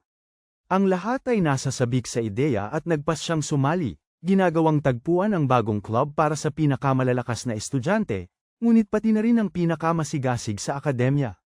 At kaya, pagkatapos ng napakaraming pagsubok at pagkakamali, pagsasanay at espiritual na pangunawa, ang ating bida, at sa wakas, nakahanap si Lin ng kaunting balanse sa pagitan ng lakas, pagkakaibigan, at kaunting kasiyahan. Kinabukasan, maraming estudyante ang dumating sa pintuan ni Lin, lahat ay nasa sabik at pumipila para bumili ng mga produkto sa Shopee. Mula sa simpleng damit at kakaibang pagkain hanggang sa mga walang kwentang palamuti, lahat ay gusto ng kahit kaunting bahagi ng Shopee na dinala niya. Ang dormitoryo ng bayani ay mukhang isang maliit na naglalakbay na tindahan, at binalaan pa siya ng hack system na nagbubukas na siya ng isang franchise nang hindi sinasadya. Samantala, yung lalaking sumugod kasama ni Shaolian ay palihim na nakikipag-usap kay Wang, na sinasabing pinakamalakas na estudyante, pero sa tingin ko hindi naman, dahil natalo siya ni Lin. Habang nag-uusap sila, sinabi ng malakas na cultivator na hindi lang basta swerte ang pagkapanalo ni Lin. Ayon sa kanya, dahil isa siyang hero, Malamang na gusto siyang ipadala ni Hire sa mundo ng mga mortal para tuparin ang isang mahalagang misyon. Dahil dito, naiisip ni Han Kim na inagaw ni Lin ang posisyon niya bilang opisyal na mensahero, kaya nakakaramdam siya ng inggit at pagkadismaya. Sinusubukan niyang pigilan, pero nagsisimula siyang umiyak, nagdadalamhati sa kanyang kapalaran at sinasabing nabigo siya sa mga Diyos. Sa mismong sandaling yun, lumilitaw ang hack system kay Lin, kasama ang kanyang karaniwang robot na tono na nagbabalita na kititanggap lang niya ng bagong titulo, ang isa na nagpapaluha sa kanyang mga kaaway. Bukod sa titulo, hulaan mo, nagkaroon pa siya ng isa pang kakayahan. Ang lalaki ay isang buong koleksyon ng mga kakayahan, nakakagulat. Pinapaiyak ng lalaki ang kanyang kaaway at nagkakaroon na agad ng isang kamanghamanghang kakayahan. Pagkatapos ng kakaibang sitwasyon na yun, nagpas siyang magpahinga si Lin at gumugol ng oras para magsaya kasama si Liu. At ito ang aking magkasintahan, maghapon silang nagtatawanan, naglalaro, at nag-uusap, na nakukuha ang atensyon ng lahat. Ang kapatid kong si Xiang, kilala rin bilang pinakamabait sa kwento, ay nanunood mula sa malayo, nakangiti at iniisip kung gaano kahalaga ang kanyang kaibigan. Sa huli, nagawa niyang mapangiti ang matigas na si Liu, at yun ay isang bagay na hindi pa nakikita ni Newman. Si Ziel Yang, na nanunood ng lahat sa gilid, ay nagsisimulang makaramdam ng inggit. Ngunit hindi nagtatagal ang katahimikan, at biglang sumulpot ang propesor na espesyalista sa hinaharap ni Liu sa may pinto ni Lin, sinasabing kailangan niya itong kausapin tungkol sa isang napakahalagang bagay na mangyayari, natatakot at nangangamba na makarinig ng masamang hula. Tumakbo ang ating bida bago pa man pakinggan ang sasabihin ng matanda. Dahil sa kuryusidad, hinabol ni Ziel Yang ang propesor at tinanong kung anong hula ang balak niyang isiwalat kay Lin. Sinasabi niya sa kanya na takpan ang kanyang mga mata at manahimik sa loob ng ilang segundo, at biglang putol ang eksena bago malaman ang sagot. Pero huwag kang mag-alala, sasabihin ko sa iyo kung ano ito. Sa madaling salita, nalaman ni Ziel Yang na ang hula na ito ay may kinalaman sa maraming labanan at malalaking panganib sa daraanan ni Lin, kaya't napagpasyahan niyang ilihim ito para hindi siya mag-alala. At pagkatapos noon, sa sandaling tumawid ang grupo sa portal sa pagitan ng mga mundo, may hindi inaasahang nangyari. May isang mahiwagang puwersa ang humawak sa bida, at pati si Ziel Yang ay nahila rin. Walang pag-aalinlangan, sumugod si Bro Shen para sundan sila, tumawid sa portal para hindi iwanan ang kanyang mga kaibigan. Sinasabi ko sa inyo, astig talaga itong taong ito. Sa sumunod na sandali, nagising si Lin na bumabagsak, patungo sa lupa, lumabas ang hack system na nagpapanik, nagbabala na 500 metro na lang siya mula sa lupa at sinasabing maghanda sa malakas na pagbagsak. Sa desperasyon, ginamit ng bayani ang kanyang kapangyarihan sa lupa para lumikha ng isang patong ng enerhiya sa ilalim ng kanyang mga paa, pinagaan ang pagbagsak, at sa buti naman, nakaligtas siya ng bahagya. Pagkatapos noon, lumitaw si Xiang na lumilipad, gamit ang kanyang sagradong tanikala upang patatagin ang pagbaba, at nagbigay ng panggagamot sa kanyang kaibigan. Sa ilang segundo, at si Lin ay muling maayos, ngunit hindi nagtagal ang katahimikan. Bigla, isang babae ang lumitaw na nakasakay sa isang ginintoang sasakyang dagat, bumabagtas sa kalangitan na parang isang bulalakaw. Ang kanyang pangalan ay Lingling, at minamaneho niya ang sasakyan ng may labis na kumpiyansa. Sumakay silang tatlo sa sasakyan at sinimulang sundan siya, habang tuwang-tuwa si Xiang na nasa loob ng isang tunay na sasakyang panghimpapawid, dahil sa huli, ito ay isang bagay na naririnig lang nila sa mga alamat, at naiinis si Lin. Nagrereklamo na hindi siya makakabili sa Shopee kung may ipit siya doon. Nang tanungin ng bayani kung bakit sila nasa barko, mayabang na sumagot si Lingling, na nagsasabing wala siyang obligasyon na magpaliwanag sa mga baguhan sa daigdig ng espiritu. Ikinainis ng sagot si Zio Lion, at uminit ang tensyon sa pagitan nilang dalawa. Nagpalitan sila ng matatalim na tingin at halos magsimula ng mag-away doon mismo sa loob ng barko. Bago pa man lumala ang sitwasyon, ginamit ni Xiang ang kanyang banal na aura para pakalmeyan ang kanilang nag-aalab na damdamin. Lumilikha ng kapayapaan na nagbubura ng anumang balak na makipaglaban. Nagulat si Lingling sa kilos na ito, at nang tumingin siya sa mukha ni Xiang, agad siyang nahulog sa kanya, pinupuri ang kanyang lakas at ganda. Nag-cruise ang mga braso ni Zio Lion, nagbubuntong hininga, ngunit natapos ng payapa ang alitan, at tila naayos na ang lahat. Lumakad si Lingling sa pintuan ng sasakyang panghimpapawid at hinayla ang isang lever. Sa matinding liwanag, ipinahayag niya na nakarating na sila sa kanilang patutunguhan. Nagsimulang bumukas ang lupa sa ibaba, at bumungad ang isang napakalaking lungsod, puno ng ilaw, mga skyscraper, at mga lumulutang na tore. Ito ang muling isinilang na mundo ng mga mortal, puno na ngayon ng teknolohiya at nagkakaugnay na enerhiyang espiritual. Ang lugar na ito kung saan sila lumapag ay ang pinakamalaking istasyon ng bus pangkalawakan sa mundo ng mga mortal. Napakalaki nito. Pagkababa pa lang nila ng barko, ang tatlo ay sinalubong ng isang napakatanyag na babae, isang iginagalang at makapangyarihang celebrity na kilala ng lahat sa mundo ng mga tao. Ang pangalan niya ay Yuan, ang maalamat na mandirigma na naging simbolo ng lakas at kagandahan. Nang makita ng personal ang babae, lubos na humanga ang ating bida at siling. Halos hindi makapagsalita, siya ang babaeng kanyang hinahangaan noon pa man, ang kanyang idolo mula pa sa mundo ng mga espiritu.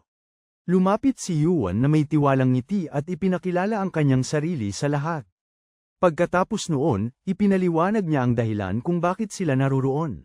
Ipinadala silang lahat sa istasyong pangkalawakan na yun dahil ayaw na ng mga tao ng tulong mula sa mundo ng mga espiritu. Masikip ang sitwasyon, at ayon kay Yuan, ang bagong hiling ng sangkatauhan ay pabalaykan ang mga mensahero sa mundo ng mga espiritu sa lalong madaling panahon. Hindi lang yun, galit na galit ang mga tao, sinasabing nagpadala ang mundo ng espiritu ng mga mensahero na masyadong mahina para katawanin sila. Habang nag-uusap sila, nagsisimula ng tumunog ang mga sirena sa buong istasyon, at lumalabas ang pulang alerto sa mga panel at umaalingaw ang tunog ng mga atake ng enerhiya sa mga pasilyo. Walang pag-aalinlangan, naghahanda ang ating mga pangunahing karakter na lumaban at mag-alok ng tulong para harapin ang mga kaaway na umaatake sa base. Pero bago pa man sila makakilos, isa sa mga tao, isang lalaking may mataas na ranggo at madaling magalit, ay galit at sumisigaw na bumalik agad ang mga banal na mensahero sa espiritual na mundo. Pagkatapos noon, bigla siyang sumugod at inatake ang grupo. Mabilis na kumilos si Shang, at hamarang siya para protektahan ang lahat gamit ang isang espiritual na harang, na sumalo sa lakas ng atake. Matapos harangan ang atake, tinitigan ni Shang ng mariin ang tao at hinamon ito sa isang patas na laban, determinado siyang patunayan na hindi mahina ang mga mensahero gaya ng iniisip ng lahat. Sa sandaling yun, sinuri ng hack system ang sitwasyon at nagpakita kay Lin ng isang mabilis na ulat. Minamaliit ng kalaban ang kakayahan ng gumagamit, at ang tsansa ng pagtatagumpay ay 87% kung gagamit ng biglaang pag-atake. Nang marinig ito, humakbang pasulong ang ating bayani at hiniling kay Shang na hayaan siyang lumaban sa kanyang lugar. Nag-alangan si Shang sandali, ngunit nagpasya siyang magtiwala sa kanya. Umurong siya, at iniwan ang laban para sa ating bayani. Gayunpaman, bago pa man magsimula ang laban, ang anak na babae ng nagngangalit na tao, si Linlin, ay lumundag sa larangan ng digmaan. Galit na galit, sumugod siya kay Lin, at nagpakawala ng mabilis na mga atake. Sa simula, parang sinasapawan niya ang ating binata, pero unti-unti, napagtanto ng lahat na walang epekto ang mga atake niya. Habang sinusubukan niya ang lahat, at binubuksan ni Lin ang kanyang celestial portal, kalmadong umiiwas. Pagkatapos noon, binaliwala na niya ang babae. Ginagamit niya ang kanyang teknik at nag-teleport sa likod ng kanyang ama para magbigay ng isang nakakagulat na atake. Halos hindi nakagalaw ang lalaki. Tatama sana ang atake ng buong lakas, pero sa huling segundo, pumagit na si Yuan at hinarang ang atake gamit ang kanyang palad. Kumalat ang enerhiya, at umuga ang lupa sa impact. Sa seryosong tingin, nagpa siya si Yuan na subukin at personal na subukan ang kapangyarihan ni Lin. Ipinahayag niya na kung makakayanan niya ang isang espiritual na atake mula sa kanya, opisyal na tatanggapin ng lahat ng tao ang mga banal na mensahero bilang kaalyado. Ngunit bago pa niya tapusin ang atake, sinubukan na naman siyang atakihin ng baliw na si Linlin, at napasama siya sa alon ng enerhiya kasama siya. Sa kabutihang palad, sapat na ang lakas ng ating bida para malampasan ang antas ng kapangyarihang iyon at nagpaandar ng isang kakayahan na nagpapataw ng kanyang kalooban sa iba. Ang lakas ng atake ay humihina, at pinuprotektahan pa niya si Linlin. Ang tanging epekto ng kakayahang ito ay si Lin ay nawawala ng kaunting lakas sa tuwing paulit-ulit niya itong ginagamit sa parehong target. Pero sa sandaling yon, sulit ito. Dahil doon, nakakaramdam ng presyon ang lahat sa istasyon, at ang mga tao, na dati nagdududa, ay tinanggap na rin sa wakas ang mga banal na mensahero bilang tunay na mandirigma na karapat-dapat sa respeto. Nang ang ama ni Lin, na mas kalmado na ngayon, ay nagalak pa at nagpas siyang ilagay ang kanyang sariling anak na babae. Sa isang magkasamang misyon sa loob ni Lin, naniniwalang matutulungan niya itong lumago at mas maunawaan ang tunay na paglilinang. Agad pagkatapos noon, abisuhan ng hack system ang bida ng isang di inaasahang bonus dahil ginawa niyang kaalyado ang mga kaaway. Ngayon, nabuksan niya ang abilidad na walang limitasyong paningin. Ang bagong kapangyarihang ito ay nagpapahintulot kay Lin na makita ang anumang bagay, kabilang ang kasuotan. At syempre, labis siyang napahiya sa epektong ito. Di nagtagal, ang grupo ay nateleport sa kanilang bagong misyon. At habang naglalakbay, ipinapaliwanag ni Linlin na ang kanilang layunin ay suriin ang katangian at lakas ng mga kalaban. Hindi nila gustong agad silang talunin. Samantala, sa estasyon, nagsisimula ng mag-alala sina Zayolan at Sheng para sa bayani at humihingi ng pahintulot na sumali sa laban. Sa lugar ng misyon, si Lin ay nag-iisa na sumusulong sa isang makapal at nakal-alasong hamog, ngunit ang kapangyarihan niya sa lupa ay nagwawalang bisa sa anumang uri ng lason, sobrang lakas, kaya nagpatuloy siya ng walang kahirapan. Pagkatapos makalayo, bumabalik siya at inaalis si Linlin sa usok, dinadala siya sa ligtas na lugar sa mga bato. Habang nagtatago sila, tumitingin si Lin sa abot tanaw at sinasabi na may 4 na malalakas na kalaban na naghihintay sa kanila sa unahan. Biglang umalingaw-ngaw ang mga hiyawan. Lumilitaw ang mga kaaway na tila nagtaturn, umiiyak, at dumadaing sa paghihirap. Pinapanood ng ating bayani ng may kasiyahan, at bahagyang ngiti, at ipinapaliwanag na gumamit siya ng kapangyarihang ilusyon at ngayon ay dumaranas silang lahat ng matinding kalungkutan at pagtatae. Samantala, sa kabilang panig ng screen, patuloy pa rin ang pagpupumilit ni Zayolan na ipadala bilang dagdag na puwersa sa laban. Nakikiusap siya sa nakatataas na mga tao na payagan siyang tumulong at kay Lin, ngunit matigas ang ulo at mayabang ang mga tao at hindi pumapayag. Ayon sa kanila, si Lin lamang ang nagpakita ng sapat na lakas upang harapin ang mga kalaban, at dahil doon, napagdesisyonan nilang ipadala ang kanilang sariling pinagkakatiwalaang mga mandirigmang tao sa halip na magpadala pa ng mga espiritual na mensahero. Hindi sumusuko si Zayolan, gusto niyang manalo sa pamamagitan ng pagtitiyaga. Ang pagpipilit na ito ay nauuwi sa pagkaasar ng lahat, at dahil sa kawalan ng pasensya ay sumugod sila, bago pa man mangyari ang pinakamasama. Sumulpot si Shang, na pumagitna gamit ang kanyang banal na aura, nakikita kung gaano nag-aalala si Zayolan. Nagpasya siyang tutulan ng desisyon ng tao, at sinabi niyang hahabulin niya sina Atlin kahit ano paman, kahit walang pahintulot. Sa huli, nagawa nilang makatakas at umalis para tulungan ang kanilang kaibigan, habang nagsisimula ng tumunog ang mga alarma sa base ng mga tao, na nagpapahiwatig ng bagong panganib. Ang nangyayari ay ilang madilim na nilalang ang patungo sa mundo ng mga mortal sa pamamagitan ng mga malabong pintuan at sumisirang mga mahikal na harang na dapat sana ay hindi mapasok. Dahil dito, ang mga taong naiwan ay kinailangang maghiwa-hiwalay, lumalaban sa ilang larangan ng digmaan ng sabay-sabay sa pagtatangkang pigilan ang pagsalakay. Sa isa sa mga laban na ito, isang usisero na tao ang sumubok na sumilip sa isa sa mga pintuan, ngunit sa sandaling inilabas niya ang kanyang ulo sa loob, tinamaan siya ng isang bagay na hindi natin nakikita. Ang misteryosong puwersang ito ay sumire sa pagitan ng mga mundo at sumalakay sa base na may dagandong. Mula sa loob ng portal, lumabas ang isang napakagandang batang demonita, na may mga kurba na sungay, itim na pakpak, at napakalakas na presensya na parang naninigas ang hangin sa paligid niya. Madali niyang natalo ang lahat sa lugar, at pagkatapos ng labanan, nagtungo siya sa isang espesyal na target. Balik sa larangan ng digmaan, at sa wakas ay nagkasama-sama muli sina Lin, Shang, at Zayolan. Ang maalamat na trio na ito ay nakatayong magkatabi, handang magbigay ng malakas na suporta laban sa demonyong kaaway. Habang naghahanda sila, at tumanggap si Lin ng isang apurahang mensahe, na nagpapalam sa kanya na ang base ay tuluyang nawala ng koneksyon sa labas ng mundo. Napagtanto ng lahat na mas seryoso ang sitwasyon kaysa sa inaakala nila, kaya nagpasya silang talunin ang kasalukuyang kalaban sa lalong madaling panahon, at pagkatapos ay umalis upang resolbahin ang anumang nangyayari sa istasyon. Bigla, ramdam ni Lin ang kakaibang presensya sa likuran niya, at bago pa siya makakilos, pinalibutan siya ng mga kaaway. Siya ay kanilang hinawakan at itinaas sa ere, inatake siya ng sabay-sabay hanggang sa siya ay mahimatay dahil sa dami ng tama. Nakita ni Xiang na tinatangay ang kanyang matalik na kaibigan, kaya tumakbo siya ng desperado upang sagipin ito. Ngunit sa kalagitnaan ng kanyang pagtakbo, lumitaw ang babaeng demonyo, hinaharangan ang daan. Siyempre, ang mandirigmang mahaba ang buhok ay napakalakas, at madali niyang dinaig ang kalaban sa loob lamang ng ilang segundo, binubuksan ang daan at tumalon upang seluhin si Lin bago pa man ito bumagsak sa lupa.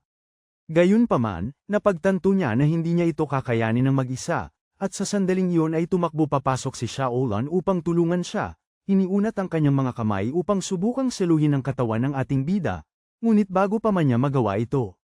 Abot ang kanyang kaibigan, nagpakawala ang kaaway ng isang sinag ng enerhiya diretso sa kanya, tumama sa kanyang ulo at nagpabagsak sa kanya sa lupa, nakitang bumagsak ang bayani. Sinubukan ni Linlin na tumugon, sumugod sa kaaway sa abot ng kanyang lakas, ngunit madali siyang natalo. Nagsimulang tumawa ang kontrabida, kampante sa kanyang tagumpay, hanggang sa biglang lumitaw si Xiang, binagsak ang nakamaskarang kaaway sa lupa sa isang malakas na atake, at pagkatapos ay hinarap niya ang tatlong iba pang mga kaaway ng mag-isa. Samantala, si Shaolan ay nasa isang tensyonadong laban sa demonitang babae na walang tigil sa paghiyaw. Ngunit lumalala ang sitwasyon nang mapagtanto ng demonitang babae na buhay pa rin si Lin, kaya't ibinaling niya ang kanyang atensyon at sumugod upang tapusin siya, at pagkatapos ay may hindi kapani-pani walang nangyari. Kahit walang malay, ang ating bida ay nagsimulang bamulong ng sinaunang mga salita, isang napakataas na pamamaraan, ang enerhiya sa kanyang paligid ay biglang nagbago, at ang buong lupa ay nanginginig. Biglang, ang apat na kalaban ay bumagsak, daig ng isang hindi nakikitang puwersa, at dahan-daang iminulat ni Lin ang kanyang mga mata, isang itim na portal ang bumukas sa kanyang likuran, dalawang malabong kamay ang lumabas mula sa portal at hilahin siya papasok, dalhin siya sa isang madilim at tahimik na lugar. Sa loob ng lugar na iyon, muling nawala ng malay ang bayani, pero nagpakita ang sistema ng hack na sumisigaw sa kanyang isipan at ginaisang siya sa pamamagitan ng lakas. Pagkagising niya, binalaan siya ng sistema na nasa malaking panganib siya, at nag-alok ng bagong cheat para malampasan ang sitwasyon. Tuwang-tuwa sa ideya na muling labagin ang mga patakaran, at tinanggap ni Lin ang hamon, ang kanyang daliri ay nagsimulang magningning ng matindi, at inutusan siya ng sistema na sumigaw at magbagong anyo. Sa isang bagay na may kakayahang mabuhay sa madilim na lugar na iyon. Samantala, sa labas, si Zai Olan ay desperado, umiiyak at sumisigaw ng kanyang pangalan. Sa gitna ng kaguluhan, siya ay tinamaan at natapos na hindi na makasali sa laban. Ngunit bago bumagsak, pinuprotektahan ni Xiang ang lugar at pinipigilan ang natitirang mga kaaway. Matapos mailigtas, nakita ni Zai Olan na sumasara ang portal at, sa huling pagtatangka na maibalik si Lin, tumawag siya ng isang higanteng nagliliyab na espada at inihagis ito sa portal. Sa sandaling yun, lumingon ang demonitang babae, nararamdaman ang pagkagulo sa enerhiya, at sa sandaling gawin niya yun, at ang pagbabago ni Lin ay nagsisimulang sumikat ng higit pa sa araw. Ngunit taliwas sa inaasahan ng lahat, hindi siya nagbabago ng anyo. Sa halip, tinawag niya ang kanyang kaibigan, si Liu. Ang kanyang paglitaw ay napakabilis kaya parang huminto ang oras, at sa isang galaw, lumabas si Liu sa portal at pinatigas ang lahat ng kalaban sa loob lamang ng ilang segundo. Pagkatapos noon, itineleport niya ang mga pangunahing tauhan sa loob ng portal, at napakabilis ng lahat na hindi man lang masundan ni Xiang ang kanyang kilos. Pagkatapos matanggap ang pasasalamat ng grupo, nanatiling seryoso ang mukha ni Liu, at sinabi niyang nagsisimula pa lamang ang mga problema. Sa sandaling sinabi niya yun, lumitaw ang babaeng demonyo sa harap nila, dahan-daang naglalakad patungo sa grupo, na may ngiting nagpapahiwatig ng simula ng panibagong labanan. Nang makita ang babaeng demonyo sa harap nila, sinubukan ng ating mga pangunahing karakter na makipag-usap. Buong tatag nilang hiniling sa kanya na palayain ang mga bihag at sumuko, sinusubukang iwasan ang isang ganap na digmaan sa pagitan ng mga mundo. Ngunit walang pakialam ang may sungay, at binaliwala ang babala. Sa isang tingin na puno ng kayabangan, nagbubukas siya ng isang madilim na lagusan at sinusubukang puksain si Liu, nagpapakawala sa kanya ng isang mapaminsalang atake ng enerhiyang espiritual. Sa mismong sandali na yon, may hindi inaasahang nangyayari. Isang pulang bulaklak ang sumisibol mula sa ulo ni Lin, nagliliwanag, at mula sa loob ng bulaklak, lumalabas ang banal na mahika at humahampas palabas, tinatamaan ang kamay ng kaaway at napipilitan itong umatras. Saka lamang napagtanto ni Lin na nakatanggap na naman siya ng bagong teknik. Si Liu, na muntik ng mapuksa, ay talagang nagagalit. Puno ng galit, sumugod siya sa kalaban na may sungay at nagawang mapunit ang ilang balahibo mula sa mga pakpak nito. Ngunit hindi pa rin yun sapat para talunin siya, at napagtanto niyang baka matalo siya ng mga bayani. Ang babaeng demonyong may sungay ay nagpas siyang gumawa ng sukdulang hakbang. Sinipsip niya ang enerhiya ng mga cultivator na bihag niya, inubos ang lahat ng kanilang lakas para dagdagan ang kanyang kapangyarihan. Gamit ang naipong enerhiya, nagpatawag ang kalaban ng isang napakalaking sandatang galing sa langit, isang ginintoang espada na may mga sinaunang marka. Ang lakas ng sandata ay napakalaki kaya kahit ang hack system ay nagbigay ng babala sa isip ni Lin. Ang espada na ito ay halos may kakayahang sirain ang mga batas ng universo at kayang pumatay sa kanya agad.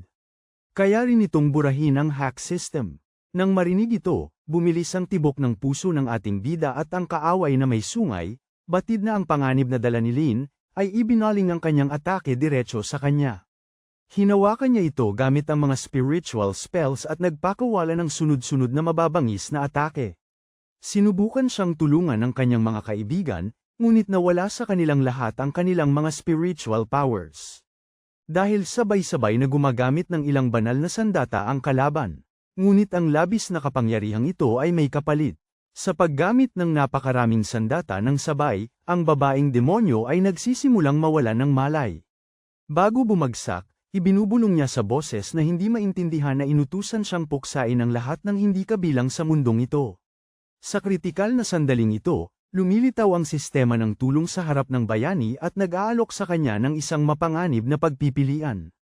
Ito ay parang isang espesyal na alok, isang ganap na kapangyarihan kapalit ng ikalimang bahagi ng ating bayanis. Nang hindi nag-iisip ng dalawang beses, tinanggap ni Lin dahil mas mabuti pa rin ang isa kalimang mas kaunti kaysa sa mawala ang buo niyang buhay. Pero pagkatapos niyang tanggapin, isang maliit na diwata ang lumitaw sa harapan niya at sinabi sa nanginginig na boses na hindi niya dapat ginawa iyon.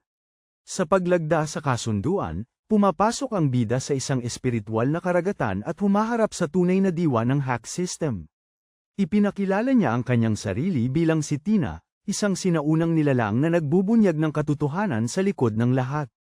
At nakita ni Lin sa loob ng kanyang sariling kamalayan na pinuputol ng espada ng babaeng may sungay. Ang koneksyon sa pagitan niya at ni Tina, na nagdudulot ng sakit sa kanilang dalawa, habang kumakalat ang kaguluhan sa labas at walang magawa ang mga kaibigan ni Lin na nakatingin lamang. Hindi makagalaw, tinatanong nila sa kanilang sarili kung anong Diyos ang nagawa niyang kasalanan para maging target ng labis na pagdurusa. Pagkatapos, ang maliit na demonyitang babae ay tumawag ng isang sakuna, isang mapaminsalang puwersa na nagbabantang wasakin ang lahat. Mga tao, mensahero, mga alagad ng sining, walang makakatakas.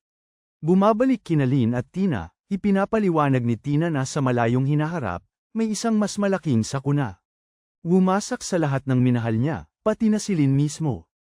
At sa paggamit ng buo niyang kapangyarihan, bumalik siya sa nakaraan, ginawang sistema ang sarili, sa isang layunin na sanayin si Lin para baguhin ang hinaharap. At sa wakas, naiintindihan na ni Lin, sa bawat pagkakataon na tinulungan siya ng sistema, pinigilan sa kapahamakan, pinasaya siya, ito ay siya. Laging nasa tabi niya si Tina at nagtugma ang mga alaala. Tumulo ang luha sa mukha ng ating bida at si Tina, na humihina na, ay inialok ang natitira niyang kapangyarihan para harapin niya ang sakuna sa labas. At tumanggi si Lin sa huli. Sabi niya ay ayaw na niyang mawalay pa sa kanya. Pagkatapos ay nagyakapan sila sa loob ng karagatang espiritual at nangako ang bayani na poprotektahan niya ang kanyang pamana. Pagkatapos noon, ginamit niya ang teknik ng daliring bumibiyak sa langit. Sa nakakatawang pangalang yon, winasak niya ang lahat sa paligid. Bigla, nagising si Lin at sa labas, wasak ang lahat. Nakahandusay ang kanyang mga kaibigan, madilim ang langit, at nakabitin sa kanila ang kalamidad. Lumitaw si Tina sa harap niya na nakangiti, sinasagot ang kanyang unang tanong. Inalis niya ang sakuna, ngunit habang ito'y umiiral, may lilito at lilito pa rin. Nagkatinginan sila, nagpasya silang kumilos bilang isa. Bumalik si Tina sa kanyang kalooban, pinag-iisa ang kanilang mga kaluluwa, at muling ginamit ni Lin ang mahika ng pagbabagong anyo. Sa pagkakataong ito, kinilala siya ng mga banal na sandata na dating sumusunod sa babaeng may sungay. Sa patnubay ni Tina, sinimulan ng ating bayani na gamitin ang mga sandatang iyon laban sa pormasyong demonyo. Kinukuha ang mga selyo na nagpapanatili sa sakuna, sumulong siya sa gitna ng pagkawasak. Sa pagtataas ng banal na espada, sa utos ni Tina, pinakawalan niya ang isang atake na tila kayang hatiin ang langit sa dalawa. Ang lakas ng impact ay sobra na nagising ang maliit na demonitang babae, nakita ang tagpo sa takot, at nahimatay muli. Sa isang kisap mata, nawasak ang kalamidad at muling naging bughaw ang langit. Lumitaw si Tina sa huling pagkakataon sa harap ni at ni Lin. Ang kanyang katawang enerhiya ay nagsisimula ng maglaho, at sa isang banayad na boses sinabi niya sa kanya na pumunta sa espiritual na kaharian at kalabanin siya sa realidad na ito. Lumuluha, at tinatangkang yakapin siya ni Lin, ngunit unti-unti siyang naglalaho, nag-iiwan lamang ng lumulutang na liwanag sa hangin. Pagkatapos noon, mayroon tayong payapang epilogue, kung saan nailigtas ang mga human cultivator.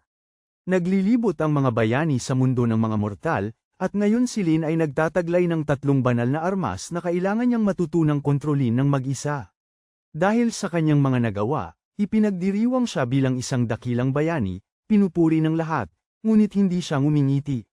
Sa kaibuturan ng kanyang puso, alam niya na mula ngayon, kailangan niyang maging mas malakas pa, ito.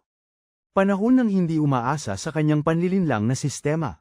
Pagkatapos ng lahat ng pangyayaring ito, nagbabago ang pokus ng kwento, at sinisimula nating sundan ang buhay ng isang misteryosong babae na may puting buhok. Sa loob ng 1,000 taon, pinagyaman niya ang kanyang lakas espiritual sa pamamagitan ng sining. Ang babaeng ito ay kakaiba sa ibang mga naglilinang. Sa halip na mga labanan o pisikal na pagsasanay, hinahanap niya ang balanse sa pamamagitan ng musika. Nagpipinta rin siya at nagmumuni-muni, ginagawang paraan ng sining mismo para maabot ang kabanalan. Pagkatapos ng 1,000 taon ng walang patid na paglilinang, sa wakas nakakamit niya ang kapangyarihang kinakailangan upang maging isang diyosa. Ngunit nakakagulat, nagpasya siyang maghintay ng isa pang maliit na taon bago umakyat. Sabi niya gusto lamang niyang maging Diyos kapag ang digmaan sa pagitan ng mga nilalang ay umabot sa rurok nito. Naniniwala siya na kapag ang kaguluhan ay nang ibabaw sa lahat ng mundo, ang kanyang banal na presensya ay magkakaroon ng mas malaking layunin. Iyon ay ang pagpapanumbalik ng balanse. Ilang panahon pagkatapos, nagbago ang eksena, at nakita natin ang isang napakalaking demonyo. Naghahanap siya ng matinding laban sa isa sa 5 pinakamakapangyarihang Diyos na umiiral. Hindi nag-iisa ang demonyong ito. Namumuno siya sa isang napakalaking hukbo na binubuo hindi lamang ng mga demonyo, kundi pati na rin ng iba pang mga lahi na nagtaksil sa kanilang sariling uri kapalit ng kapangyarihan. Ang tensyon ay lalo lamang tumataas kapag sa wakas ay nagawa ng demonyo na inisin ang Diyos hanggang sa sukdulan. Naghahanda silang dalawa upang simulan ng isang labanan na maaaring yumanig sa buong mundo. Ngunit sa mismong sandali na magsisimula na ang sagupaan, lumilitaw ang babaeng may puting buhok, na may kalmado at kahangahangang aura. Pinapagitnaan niya silang dalawa at ipinapahayag na siya na ang magiging bagong Diyos. Umaalingaw ang kanyang tinig sa kalangitan at ang mga pagdududa ay nabubuksan kasabay ng ginintoang kidlat. Ipinahayag niya sa harap ng lahat na siya ay makikiisa sa kanyang ama, ang parehong Diyos na lalaban sana sa demonyo. Pagkatapos, sa harap ng kalangitan, sinimulan niya ang kanyang banal na pagbabago. Ngunit may nangyaring mali, sa hindi malamang kadahilanan, tila ayaw siyang tanggapin ng kalangitan. Ang banal na kidlat na dapat sana ay nagpala sa kanya ay naglaho lamang at ang ritual ay biglang natigil. Namayani ang katahimikan sa larangan ng digmaan, at ang Diyos ay lubos na naguguluhan, sinusubukang intindihin kung ano ang nangyari. Bago pa siya makakilos, nagsimulang tumawa ang demonyo. Sa tonong mapang-akit, naghain siya ng isang kasunduan. Sa loob ng 3 araw, magkikita silang muli sa kapatagan ng mga nalaglag na bituin. Doon, makikita nila kung sino ang tunay na karapat-dapat tawaging Diyos. Dahil sa kanyang pagmamalaki, tinanggap ng Diyos ang hamon. Ipinangako niya na sa loob ng 3 araw, babagsak ang banal na katarungan sa demonyo at sa buong hukbo nito. Ngunit hindi niya alam na lahat ng ito ay bahagi ng mas malaking plano, at hindi mo dapat bigyan si Batman ng oras para maghanda. Kung hindi, alam mo na kung ano ang mangyayari. Ang demonyo ay sumusunod lamang sa utos mula sa isang maitim na setro, isang sinaunang bagay na tila may sariling isip. Ang tunay na layunin ng plano ay hindi ang labanan, kundi upang ilayo ang Diyos mula sa kanyang kaharian. Sa paglayo ng Diyos sa kanyang teritoryo, inuutusan ng setro ang hukbong demonyo na lusubin ang sagradong lugar upang nakawin ang isang nakatagong banal na yaman. At hindi lang yon, nagbigay pa ang setro ng isa pang direktang utos sa demonyo. Sa loob ng 3 araw na yon, kailangan niyang puksain ang lahat ng mag-aaral ng Akademya ng Mahika.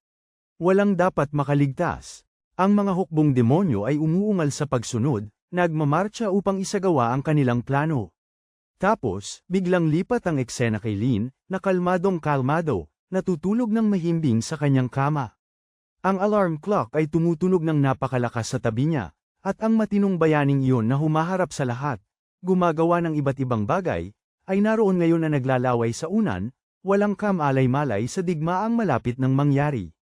At pagkatapos, nagising si Lin, na magulo ang buhok, at mukhang kagigising lang matapos matulog ng 3 araw. Pagkabukas pa lang ng kanyang mga mata, naalala niya ang isang mahalagang bagay. Hindi na siya matutulungan ng sistema ng hack. Kailangan na niyang harapin ang mundo sa sarili niyang lakas, walang anumang himalang daya. Pagbangon niya, ang asong si Dabay, na nakahilata sa sahig sa tabi niya, ay bamuka ang bibig at nagbitaw ng isang kakatwang linya. Sabi niya, amoy babae daw sa hangin, at parang nalalasahan pa nga. At nagising si Lin na nagulat, at nagsimula ng magsalita ng kung ano-ano ang aso. Inilalarawan niya ang mga bango ng kababaihan, na parang some liar siya, nang walang pag-aalinlangan, at kinukuha ni Lin ang kanyang cellphone at sinisimulang i-record ang lahat para gamitin bilang patunay sa kalaunan. Hindi naman tanga si Dabay, at para makaganti, sinisimulan niyang magtanong ng mga kainahinalang bagay kay Atlin, na nagulat ang bida sa mga sagot na kinuha sa konteksto. Ang resulta ay nirecord din ng aso ang mga nakakakompromisong audio, kaya napunta sina Atlin sa mahirap na sitwasyon. Pagkatapos ay nagsisimula ang away at nagkakagulo silang dalawa doon mismo sa dormitoryo. Nagbabali ng mga upuan, kama, at kahit salamin. Sa gitna ng pagkakagulo, umalingaw-ngaw ang anunsyo sa buong paaralan. Ipinahayag ng punong guro na may magaganap na isang kakaibang paglalakbay, isang uri ng espiritual na paglalakbay. Ang mga estudyante ay makakapagdala lamang ng ilang gamit para sa proteksyon o libangan. Pagkarinig nito, nagsimulang mag-isip si Lin kung ano ang dadalhin, at ang unang naisip niya ay, syempre, ang kanyang mga banal na sandata. Ngunit dahil hindi pa rin siya nito sinusunod ng maayos, nag-aalangan siya, iniisip ang posibleng gulo. Kung isa sa kanila ang magdesisyong sumugod sa kanya sa kalagitnaan ng lipad. Kaya nagbago ang isip niya at nagpas siyang dalhan ng regalo si Liu, dahil gusto niyang magpasalamat sa lahat ng ginawa nito para sa kanya.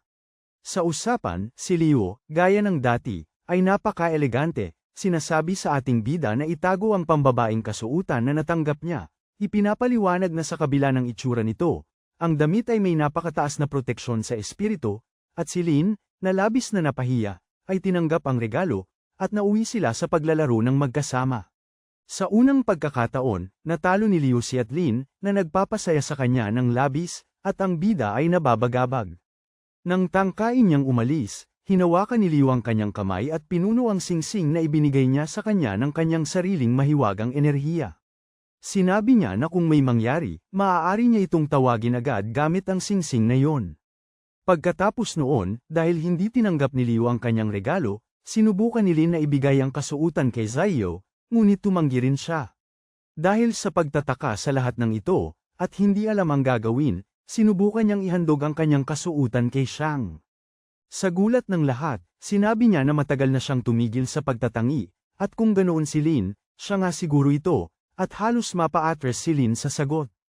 Pero seryoso si Shang. Ayon sa kanya, ang pag-unlad ng espiritual ay nangangahulugan din ng pagtanggap sa kung sino ka, at pagbalik sa kwarto, nag-iisip ang ating bida. Sa harap ng salamin, hawak niya ang kasuotan at sinimulan niyang isipin ang sarili na suot ito. Bigla, pumasok ang aso sa kwarto at nakita ang eksena, at sinubukan pa ni Lynn na magpaliwanag. Sinasabing lahat ay isang hindi pagkakaunawaan, ngunit isang pulang bulaklak ang sumibol sa kanyang ulo at nagsimulang maglabas ng isang ilusyon niya na sumasayaw kasama ang damit. Doon mismo sa ere, bumagsak si Debay sa sahig dahil sa sobrang pagtawa, at si Lynn, na labis na napahiya, ay nanumpa na ibibigay niya ang damit sa kahit sinong babae. Kinabukasan, pumunta siya sa pintuan ni Ziolan, determinado, ngunit bago pa man siya makapagsalita, lumitaw si Leo at nahuli ang bida na nagsasanay ng mga linya para ibigay ang regalo. Ngumiti siya at sinabi sa kanya na maging tapat kay Ziolan, dahil maiintindihan siya ng kanyang kaibigan. Sa halip na sundin ang payo, nagsinungaling si Lynn at sinabing ang regalo ay napaka-espesyal at mahiwaga, at hindi niya ito maaaring tanggihan. Si Ziolan, na naghihinala, ay nagtanong kung sinumpa ang damit, at mariing itinanggi ito ni Lynn. Ngunit sa mismong sandaling yun, lumitaw muli ang pulang bulaklak, at ipinakita kay Ziolan kung ano ang ginawa niya sa damit sa harap ng salamin. Namula sa galit at hiya ang dalaga, ngunit sa huli, tinanggap niya ang regalo. Nang isuot niya ang damit, isang madilim na enerhiya ang nagsimulang dumaloy sa kanyang katawan, at ang lahat. Nararamdaman ang lakas na nagmumula. Sa totoo lang, ang kasuotang ito ay isang mataas na antas na relikyang espiritual, at ang enerhiya ay napakatindi kaya si Ziolan ay agad na umaakyat sa isang antas ng paglilinang, at si Lynn, na pagtantong napaka-espesyal ng kasuotan, ay sinusubukang makipag-usap, dahil napakalakas ng kasuotang ito, gusto niya itong hiramin kahit kaunti lang. Nagalit si Ziolan at gustong siyang saktan, ngunit siya ay naantala ng isang mensahero. Malapit nang lumipad ang espada, at nang hindi nag-aaksaya ng oras, aktibo ni Ziolan. Ang kanyang bagong mga pakpak at hinahawakan si Lynn, lumilipad patungo sa napakalaking lumilipad na espada. Pagkatapos, nakikita natin ang base ng akademya, kung saan ang guro, na may banal na aura ngayon, ay pinapagana ang pag-alis. Ipinaliwanag niya na ang tunay na layunin ng paglalakbay na ito ay upang ipakita sa mga estudyante ang resulta ng digmaan sa pagitan ng Diyos. Ang malaking espada ay nagsimulang sumikat at 12 dosenang mga cultivator ang sumakay dito, handa na para sa paglalakbay. Nang lumitaw sina Atlin at Ziolan na lumulutang magkatabi, lahat ng mga estudyante ay nagsimulang sumigaw sa tuwa, binabati ang elemental na ngayoy naglalakbay kasama ng mga immortal na Diyos. Habang nagdiriwang ang lahat, nagsimulang mawala ng kontrol si Ziolan sa kanyang bagong pakpak. Ang mga balahibong espiritual ay kamakawag ng kakatwa, at ang enerhiyang dumadaloy mula sa mga ito ay naging lubhang hindi balanse, kaya't lumipad siya ng pasigsag tulad ng isang kalapati, at desperadong sinikap ni Lynn na tumulong. Ngunit ang matalim na hangin mula sa bilis ng lumilipad na espada ay halos tanggayin ang kanyang buhok. Sa gitna ng kaguluhan, pinanood ng guro ang lahat mula sa malayo, at naalala ang isang pag-uusap niya sa matandang lalaking iyon na nakakakita ng hinaharap. Sa usapang yun, nilinaw ng manghuhula na ang paglalakbay na ito ay mapanganib at lahat ng mangyayari ay dahil kina Atlin. Naalala ito, namutla ang mukha ng guro, at nang walang pag-aalinlangan, pinabilis niya ang lumilipad na espada sa pinakamataas na bilis, sinusubukang makaalis doon bago pa mangyari ang pinakamasama. Ngunit habang ginagawa niya yon, si Ziolan, na may kanyang mga pakpak na mahirap kontrolin, ay may iniisip na ibang bagay. Ang totoo, gusto niyang sumadyang hindi sumama sa paglalakbay, para lang magkaroon ng sandali na silang dalawa ni Lynn. Ngunit hindi pinayagan ng tadhana, at nang sandaling huminto siya sa paggalaw, may isang kidlat na sumulpot sa likuran nila. Ito ang maalamat na si Wang, ang pinakamakapangyarihang estudyante sa akademya, ang dating pinakamakapangyarihan, mula nang kunin ni Lynn ang posisyong iyon. Huli rin siya sa paglalakbay, at nakita si Lynn kasama si Ziolan, naalala ni Wang na may utang siyang loob sa bayani. Matapos iligtas ng mga lalaki ang mundo at talunin ang kalamidad ng mag-isa, kaya, may isang determinadong ngiti, nagpasya siyang tulungan silang maabot ang espada. Kinakalap niya ang lahat ng kanyang banal na kapangyarihan, kapangyarihang sapat upang hatiin ang isang bundok sa dalawa. Ibinibigay niya ang pinakamalakas na tulak sa kanyang buhay, itulak sina Lynn at Ziolan patungo sa lumilipad na espada. Sobrang lakas ng tulak na yun kaya si Wang mismo ay nanatiling nakabitin sa hangin, emosyonal, pinapanood ang kanyang mga kasama na lumilipad papalayo. Nagpapalam siya na para bang sila'y pamilya, sa kung anong dahilan hindi siya sama-sama. Pinapanood lamang niya ito na may luha sa kanyang mga mata, at ang pakiramdam na yun ang tungkuling nagawa, kahit na sa lahat ng lakas na yun, at hindi pa rin maabot ni Lin at Zai Youlan ang espada. Nanatili silang lumulutang sa hangganan, nakaunat ang mga kamay, halos hinahawakan ang gilid ng sisidlan ng espiritu. Mula sa itaas, nakikita ng guro ang tanawin at binabalaan ang lahat ng estudyante. Ang lumilipad na espada ay aabot sa kanyang pinakamabilis na bilis sa loob ng 10 segundo, at sino man ang gustong tumulong kina Lin ay kailangang gawin ito ngayon na o hindi na. Nang marinig ito, kumilos si Xiang. Inilabas niya ang kanyang lakas ng espiritu at naghagis ng mga tanikala ng gintong enerhiya papunta kina Lin, sinusubukang hilahin sila. Nakikita ang pagsisikap ng monitor, sumali ang lahat ng iba pang estudyante, ipinapadaloy ang kanilang kapangyarihan kasabay niya. Ang nagkakaisang lakas ay nagsama-sama at bumuo ng isang nagliliwanag na pintuan. Ito ay pansamantalang daanan upang ibalik ang bida. Gayunpaman, napakalakas ng espiritual na hangin kaya halos hindi makagalaw, at si Lin, sumisigaw, ay ginamit ang tanging banal na kasangkapan na sumusunod pa rin sa kanya kahit kaunti. Ito ay isang espiritual na bal-araw, na tinatawag niyang Bak, kasama ang kanyang lakas na sinamahan ni Zai Youlan at iba pang mga estudyante. Sa wakas ay nakatawid sila sa pintuan at lumapag sa ibabaw ng lumilipad na espada. Nagpalakpakan ang lahat ng estudyante, sumisigaw sa pangalan ni Lin na para bang isa siyang artista. Napabuntong hininga ang guro sa ginhawa, ngunit nanatiling seryoso ang mukha.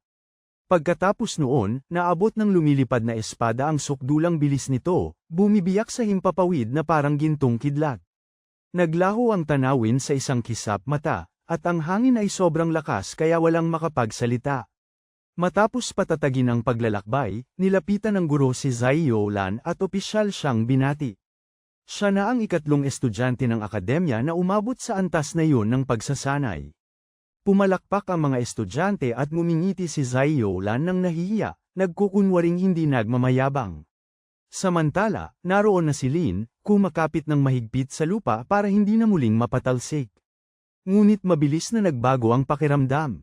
Sa kabilang panig ng screen, sa isang madilim na tagpo na puno ng itim na apoy, nagsisimula ng kumilos ang hukbong demonyo. Doon, nagbibigay ng direktang utos ang commander ng kadiliman, naghahanda ng 100,000 espiritual na insekto para salakayin at tatakihin ang lumilipad na espada sa gitna ng paglalakbay. Ang mga demonyong nilalang na ito ay maliliit, ngunit bawat isa ay nagtataglay ng mapaminsalang enerhiya na kayang tumagos sa mga harang ng mahika. Habang naghahanda ang impyerno, bumabalik ang kwento sa kalangitan.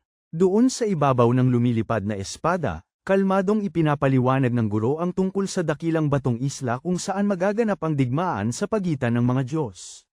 Sabi niya ang lugar na iyon ay ang sentrong punto ng balanse sa pagitan ng mga mundo, at doon makikita ng mga estudyante sa kanilang sariling mga mata ang kapangyarihan ng mga Diyos.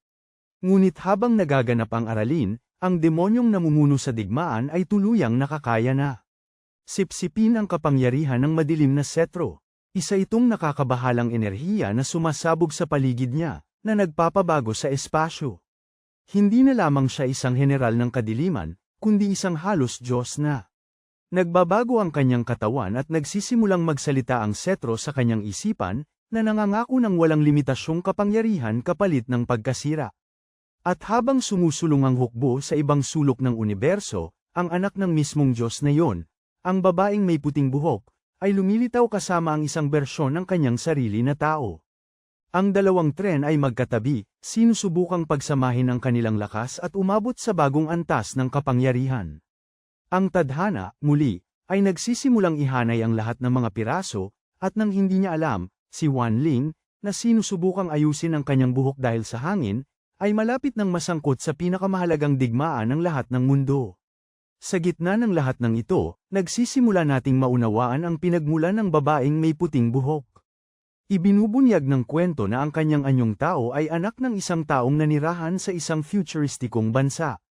Ang sibilisasyon na napakaunlad kaya't umabot ito sa isang mapanganib na antas ng kaalaman. at kapangyarihan. Sa paglipas ng panahon, ang kasakiman ng mga taong ito ay lumaki ng labis kaya hindi na matiis ng mundo ang kanilang pag-iral. Ang bansa ay tuluyang nawala, naglaho sa mapa. Sa lahat ng taong nanirahan doon, isa lamang ang nakaligtas, ang ina ng babaeng ito na may puting buhok. Bagabag, siya ay naglakbay sa loob ng mahabang panahon hanggang sa nakarating siya sa maalamat na isla ng bato. Ito ay isang lugar kung saan naglaban ang mga Diyos noong unang panahon at nag-iwan ng mga sagradong bagay na nakatago. Sa daan, nakilala ng babae ang isang misteryosong tao, isang manlalakbay na nagbigay sa kanya ng isang banal na bagay. Ang haplos ng maputlang bituin. Ang haplos na ito ay isa sa mga pinaka-inaasam na banal na sandata sa isla ng bato, ninanais ng lahat ng lahi na naghahangad ng lubos na kapangyarihan. Sa kasalukuyan, ipinapaliwanag ng babaeng puti ang buhok na kailangan nilang mag-partner na tipunin ang lahat ng banal na sandata bago dumating ang banal na paniki sa isla at nakawin ang lahat para sa sarili nito. Determinado, sinusunod ng dalawa ang isang plano, at matatag ang kanilang tingin habang nanginginig ang lahat sa paligid sa kanilang espiritual na aura. Sa lumilipad na espada, sinisimula ng guro na ayusin ang mga estudyante para sa malaking paghaharap. Si Xiang ang una, si Su ang pangalawa, si Zai Olan ang ikatlo, at si Wenji ang ikaapat, at inisip ni Lin na magiging maayos siya at tuwang-tuwa. Ngunit walang awang nagwika ang guro at winasak ang kanyang pangarap. Bubuo raw siya ng grupo, pero siya lang ang magiging miyembro. Biglang nawala ang kanyang ngiti, at ayon sa kanya, siya raw ang pinakamalakas, kaya hindi niya kailangang umasa sa kahit kanino. Mag-isa siyang gagawa. Pagkasabi nito, sinabi niya sa lahat na bumuo ng grupo, ngunit bigla na lang na-teleport si Lin diretso sa Stone Island, na mag-isa. Tanggal na, wala na sa lalaki ang kanyang sistema ng pag-hack at kailangan pa rin niyang manatiling mag-isa. Pagkarating niya, binuksan niya ang kanyang sistema, ngunit walang suporta, at nagsimula siyang maghanap ng mano-mano ng misyon na sulit. Matapos mag-scroll sa ilang screen, nakakita siya ng isang kakaiba. Kailangan niyang tumalon sa bangin upang makuha ang kapangyarihan ng hangin, at tumingin si Lin sa paligid, nag-isip sandali, at nakakita ng isang perpektong bangin. Bago tumalon, naramdaman niya ang isang madilim na enerhiya na lumilitaw sa abot tanaw. Sa kabilang banda, sinusubukan ng dalawang magkaparehong babae na makamit ang kapangyarihang pagliyaban ang kalangitan. Gayunpaman, tinatanggihan ng kalangitan ang may puting buhok, at tinatanggap ang may itim na buhok, kaya't nagagawa nitong magliyab at tumanggap ng banal na biyaya. Samantala, sa lumilipad na espada, natatapos ng mga estudyante ang pagbuo ng kanilang mga grupo, ngunit biglang may isang maitim na enerhiya ang sumakop sa kalangitan. Agad na napagtanto ng mga mas bihasang estudyante na ang isla ng Batong Dragon ay nasirhan. Mayroon silang naiwang kalaban sa loob ng lugar. Pagkatapos noon, biglang lumitaw ang isang paniki, ikinakalat ang kanyang napakalaking pakpak at naglalabas ng nakakasirang enerhiya. Napakalakas ng kanyang kapangyarihan kaya kinailangan ng guro na magtaas ng panangga. Samantala, sa ibaba, si Lin ay talagang nag-iisa sa gitna ng kawalan. May mga humahampas na hangin at espiritual na kidlat sa paligid niya. Nang maramdaman niya ang kapangyarihan ng banal na paniki, ginamit niya ang kanyang espiritual na paningin para subukang pag-aralan ang kalaban. Napansin niya na ang lalaki ay lubhang mapanganib, at ilang sandali lang, isang espiritual na pagsabog ang nagpatihulog sa kanya sa malayo. Halos mamatay na siya, pero buti na lang nailigtas siya ng nag-iisang banal na kasangkapan na kumilala sa kanya bilang amo nito. Nakabawi, ipinagpatuloy niya ang kanyang paglalakbay, umaakyat patungo sa tuktok ng bangin, determinado na tapusin ang kanyang misyon, at makamit ang kapangyarihan ng hangin. Sa kalangitan, lumalala ang sitwasyon. Isang banal na paniki ang nagpatawag ng kawa ng 100,000 demonyong insekto na kumakalat patungo sa lumilipad na espada. Nakita ng guro ang laki ng panganib, kaya humingi siya ng tulong sa mga estudyante para mapatibay nila ang harang. Pero hindi lang yon. Nagpakawala rin ng demonyo ng mga higanteng espiritong hayop, at ipinadala ang mga ito laban sa Hamanong Cultivator, na siyang unang inatake. Malinaw na ito ay si Lin. Kapapahid lang ng hininga ng lalaki, at mayroon ng pulutong ng mga halimaw na paparating sa kanyang direksyon. Habang siya'y nagsusumikap na mabuhay, ang mga estudyante sa itaas ay nagsisimula ring atakihin. Kumakalat ang takot, at marami ang nawawala ng pag-asa. Naalala ng guro ang mga salita ng kanyang matandang kaibigang manghuhula, ang isa na nagsabi na magiging maayos ang lahat kung pananatilihin niyang inspirado ang mga estudyante. Sa ganoong pag-iisip, nagpasya siyang gamitin ang kanyang sariling buhay upang protektahan ang lahat. Inilalabas niya ang kanyang lakas, nagpapataas ng gininto ang liwanag na kumakalat na parang panangga.